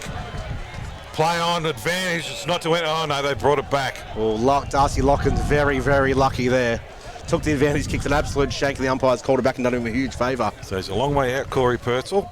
And kicking into that wind. Yeah, too far out from that pocket, I reckon. Patterson's made free in the middle, but I haven't seen that. Jed Wobb's been well held back.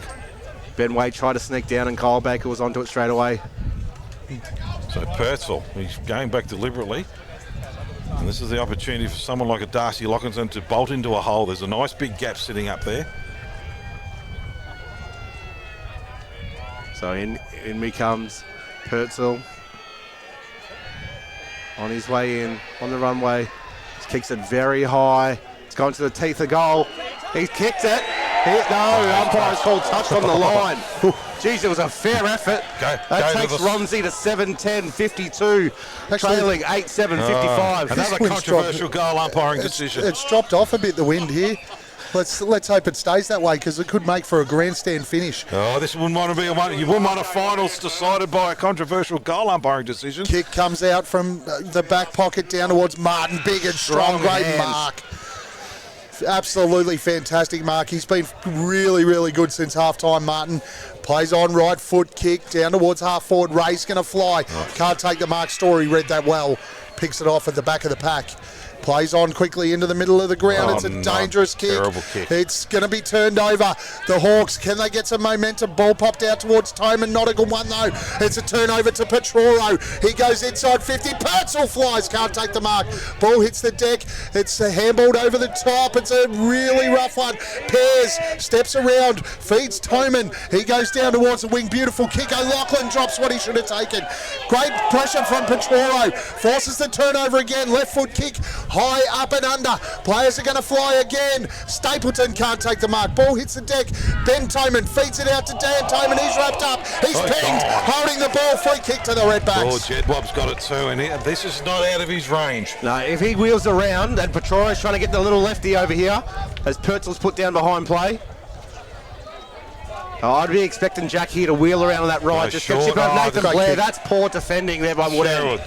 And Tim Martin has given everyone a bake there. That is poor. That was so Tim much Martin time. Shouldn't be responsible for Nathan Not Blair. at all. And I think Tim Martin's telling everyone else that too. Duff Tyler or someone like that should have been taking this one. Now, Nath Blair, captain of Romsey, really, really needs to go back and slot this one. You mentioned before, Gav, the wind has died down, so if there's ever a chance to kick one, it's going to be now. I think that siren's coming from over in the Woodend boys on the truck trying to put them off. Well, let's hope so that it's not any ambulance being called. So sounds like it's from the fire station. In comes Nathan Blair with his hopping and skipping. He's on the runway. Gets close to the man of mark and he hangs out badly to the left and he has not scored at all. Lucky we hope we don't go to Golden Point and Nath Blair's kicking for That it. is a horrible shot from Nathan Blair. Hawks going to bring it in, looking for Benny Toman. And it was a free pushed out. It was Bramley, but we're going to get a throw in right in front of the Woodend coach's box. Sideshow Bob with that beautiful haircut he's got. And look at Ben Toman here, snuck at the back. Not one Romsey player has seen him here. No. Dangerous to leave a player of that talent there. Petro, but also to Petro's in a hot contest too. Comes out over the back. Duff Tyler, Raymond, picked up. Well tackled by the Hawk player. We're going to get a throw in about 25 metres out from the Romsey goals. Yeah, Nath Blair's gone to Ben Toman now, so finally picked him up. Way and Martin, as they've done all day. Short, Raymond, picked out there, kick over his shoulder. Shoulder to Haas. Missed it, shoulder Haas. And these 7 goals, 11 they've kicked. Was a good opportunity, that one. Was. Dan Toman to bring the ball back in. Need to get it out of this area now, Woodend. Romsey's had it up there for a bit. Kick out towards half-back. Ferguson will fly. Can't take the mark. Ball hits the deck. It is all Redbacks on the ground. Kick inside forward 50. Purcell got lost. That was probably the first time since half-time that when the ball hit the ground, it was all Romsey. So no one's been on top, have they? It's sort of just going between the Arm arms. wrestle this quarter as it goes down to Ray. Been sensational since half-time. The captain just been a fantastic target across half-forward as the Hawks turn this game on its head. Ray now looks to bring the ball long down towards half-forward. Players will fly down. Ball hits the deck again.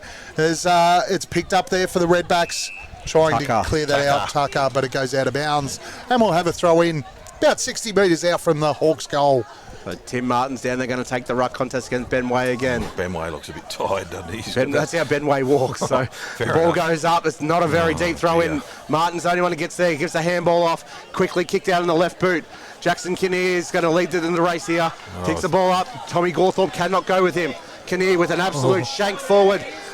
Petroro gets back on it, needs the handball back to Khalil. Khalil kicks it on his left foot, kicks it high to Aaron Patterson again. Well, just not option here. Tyson Chapman goes back with the flight. Tate Pear's too smart, held out Patterson. Nothing but eyes on the footy. Yeah, never showed more than when they need some pace down the forward. When Tommy Gawthorpe was chasing out, then there was nothing happening. Ball comes down towards Ray. He can't take the mark. Toman cleans it up at the feet. He's wrapped up straight away though, and we'll have a bounce. So where's Ollie Watt when you need him? There he is, just sitting on the wing. He needs to be around Gawthorpe's feet. Ball goes up again. Benny Way's the only one that goes up at that one, punches towards the boundary. He'll have another throw in. Benny Way then, only one went up, should have taken it out of the ruck then, actually got a disposal out of it because no one went with him. So no goals for the quarter, so even though we had a break for the stretcher. Played 16 minutes, we still haven't got a goal. The Rucks are going to go at it again. It's the Hawks by 2. Martin just out points Way. Brings the ball to ground. The players will dive in and out again, and we'll have another bounce. And look who's on the bottom of that pack, Paul. It's Jack Jedwab up at the ball, not your forward target there. So I'll make the call now. If Woodend kick the next goal, they're home. Ball goes up. Martin gets to it easily, taps it down. Burke Hetley wins back in the race, kicks it on his right foot, which I didn't know he had one. Ball, great mark in front. Giddings. And that is Giddings. That's a great mark in front of Purcell. Yeah, he's like his old man. He's as tough as a cat's head. Harley Giddings on the right half back flank. Has the ball. Comes to the commentary side. Kicks it high. It's off the side of the boot. And that'll be out of bounds on the full. Out of bounds on the full.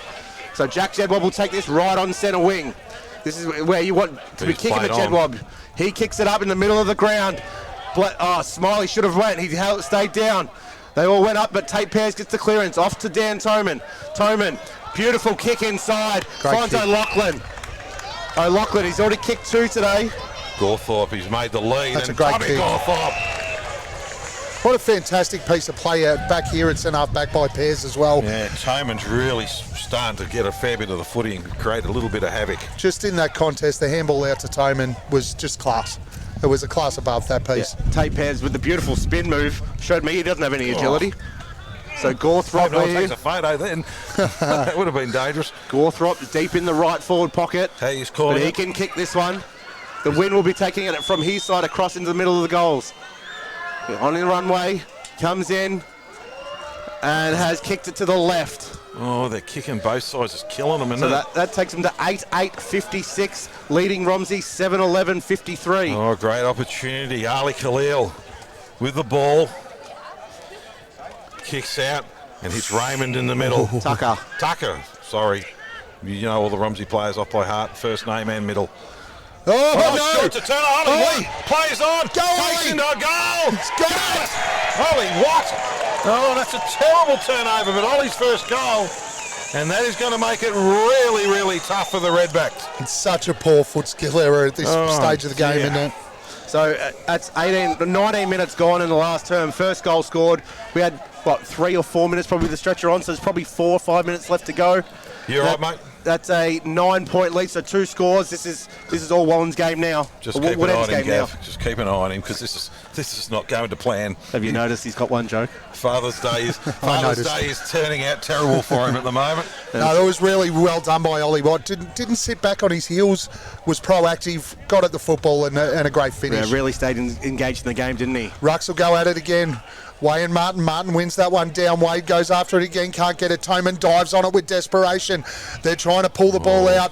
It's just shuffled out there towards Ferguson. He's over the footy. He's got to keep that pressure up. Jeb Wobb up around the ball, playing in the midfield by the looks of it. Wow, that's the barometer. When he goes up on the ball, it means it's not going well for the Redbacks.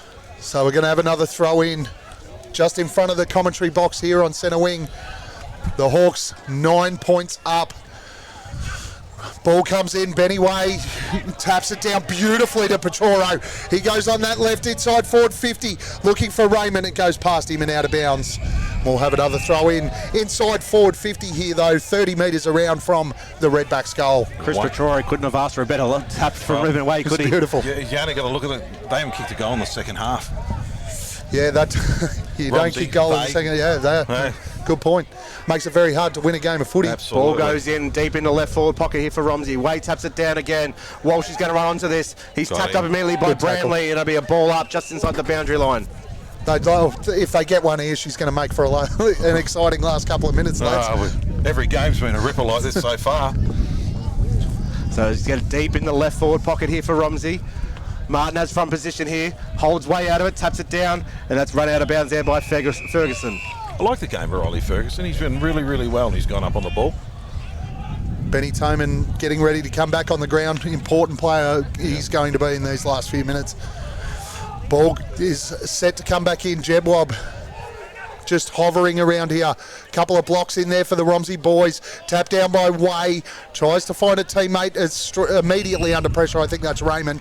And he's wrapped up by Duff Tyler, who's been very, very good for the Hawks down there today. Yeah, Woodend knew that Raymond was the one on the move, so they wrapped up the second he went through that contest.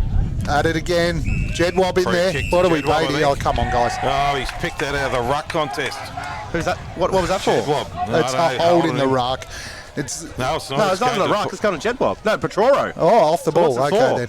A hold. He did signal a hold. I didn't see. So it must have been. He must have been held around. Look how far he's pulled the man on the mark now. 5 metres further up. So Petroro, he does have a lovely left foot. Let's see if he can get this on the runway. Just kicks it and the ball does not spin. It's going straight, but doesn't spin. And Stapleton just taps it over, and Toman just steps through. Yeah, you said he was a lovely kick. He is. That ball did not spin at all. He rushed with the ball deep in defence. Yeah, he knows there's time. Sun's in his eyes. He's going to come out to Alistair Ray here. Story out the back. Ray just punches it forward, and the ball's going to be going out of bounds. And Sideshow Bob's going to get the honour of throwing it in. Hang on, there's umpire. What's going on here? Oh, someone's got their feet underneath the fence. Geez, they want their time on the camera today, the umpires. No, that's fair enough. Get hurt there. Ball comes back in again, it drops short. Martin leads up at the footy. Well done, Jebwob knocks it forward. Walsh just flicks it back. That's a throw. It's going to be a free kick here going to the Hawks. What seriously goes through your mind when you do that? You know what's going to happen. Just take the ball over and take the tackle, maybe get it in the back. There's no need to flick that ball back into play. Tom Pound with the footy. He's going to swing it back. Woodend looking to control the ball now. Try and take some of this time off the clock. 23 minutes in. He's going to come back down the line because there's nothing across the ground for him. Well, Ollie Watts made a lead. Romsey's done well here to go man on man, which is what they had to do. Ball comes to the wing. They're going to fly. Ray flies. Purcell can't mark. Ollie Watt around the body. Kicks over the top. Goes past Tazari. O'Loughlin is in here. Oh, it's gone over his head. Tazari gets back. Gets his boot to the ball. Let's come back out. There's chaos here at the moment. Swing inside forward 50. Story's held. Story's held. It's going to be a free kick to the Redbacks. Isn't that damn shape of the ball? The thing bounces everywhere but where you want it to go. Angus Story brings the ball out, finds Khalil, and off he goes. One bounce. Can go again if he wants. He ran a long way. Gets his boot into the ball, goes for one. Oh, great spoil from behind. Comes down to Purcell. Purcell snaps and celebrates straight away. Corey Purcell kicks his third. First time he's touched it in God knows how long. That takes them to 8-12-60. 2 points behind. Woodend Hesket 9-8-62. Oh, another heart stopper if we keep this up, mate. We're getting old. That was a beautiful kick from Khalil. Matty Burkett got right in Ben Way's way. That was going to hit Benny Way right on the chest. And Matty Burkett's just gone bang straight in front of him. So, but in the end, look, beautiful goal from Purcell. Well, we played 24 minutes. Yeah, she's going to be exciting last couple of minutes. We had it here last week too. Yeah, I think it'll still be 2 minutes to go. I'd say with the stretcher. 6-6 waiting. Yeah, there's going to be a 6-6-6. Lucky. No. Parker Tucker quickly got out of the centre square. Ball goes up. Jedward's in the ruck. Ball comes down by Martin. Goes to Tucker. He's wrapped up immediately. That's not a bad option, having Jebwob in the ruck. You don't put a Rolls Royce in the ruck, mate. For a bit. No, put him in the midfield, not in the ruck. Right now, you ain't playing next week if you don't end up winning. Ball goes up again. Jedwob gets to the front of Martin. Martin too strong. Jedwob throws the boot at it. Goes to Ferguson. Well, he puts his head down. Somehow gets a handball. That's a Toman. Martin goes down. They're all just jumping on top now. Pressure's at it. Toman gave it away. Free kick's been called. Got to get the ball moving. It's gone to Nath Blair. Nath Blair goes to Petroro. Left foot. Hit the top of Walsh again. 2 terrible kicks in a row from Petroro. Chapman, he kicks the ball up. Petroro's going to fly from behind. Good spoil and out of bounds. Oh, that was a poor kick from DePort. Yeah, Dean Walsh was out then. There can't be long left. Got to be maybe a minute. We'll play 25 and a quarter minutes. We said that gone. last week and it went for another 4. So the ball comes in. Martin, big important punch back towards the boundary line. Blair leads in the race, cleans it up quickly, but he's wrapped up straight away and we'll have another throw in. This is what Woodend wants, stoppage after stoppage. It suits them, 2 points up. It is really tense here. We can see everybody tense in front of us, the crowd. 2 minutes to go, we're told. Ball comes in. We shouldn't have listened to the umpires, though. They did that to us last week. Ben Toman out in front, pushing the back. He's going to get a free. Sure, he wasn't ordering 2 beers. I think that might have been what it was. How smart was Ben Toman to just fall when he got that tackled? Kicks inside forward 50 to Gawthorpe. He's got it. Oh, Angus Story had the opportunity to come back really hard then, and he didn't. He chose not to. As the captain of this club, mate, you need to stand up and kick this. To take the Hawks into the preliminary final. Got it out eventually. 26, wasn't good. 26 and a quarter minutes gone. After 2 games, we've just about had enough. Tommy Gawthorpe coming in for his 3rd goal for the game.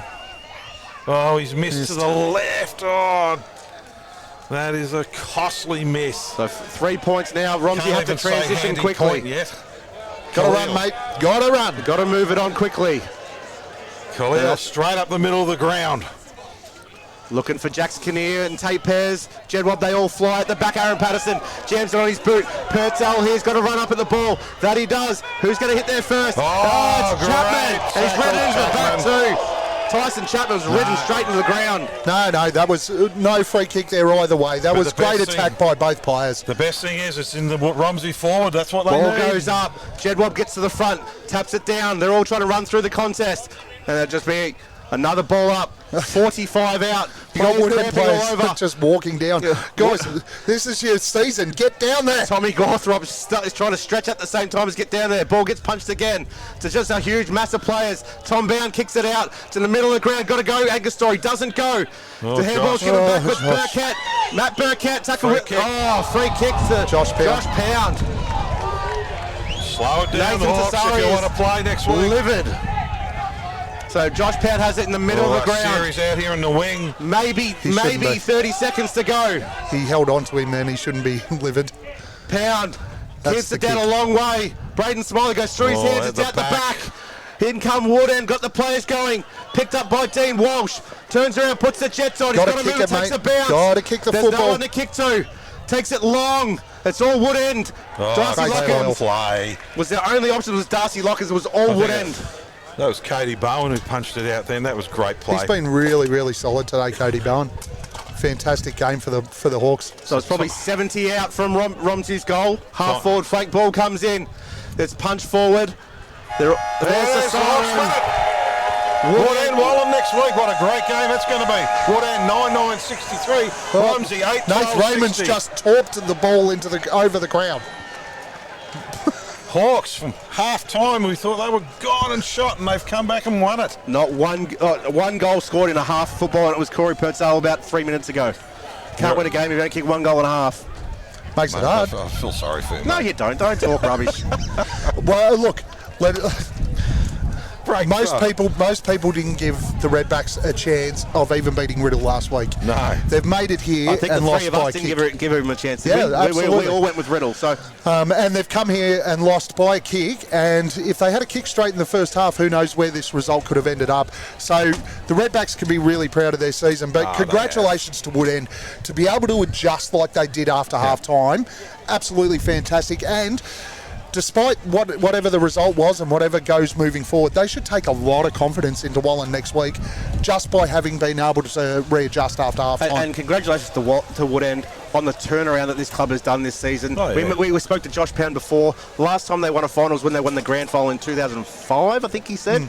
So that's a long time in football not to win a final. So to come out here, beat down at half-time and not look like you were in the game at all, to come back and fight like that, great job by Woodend Hesket. So we'll go through the goal kickers.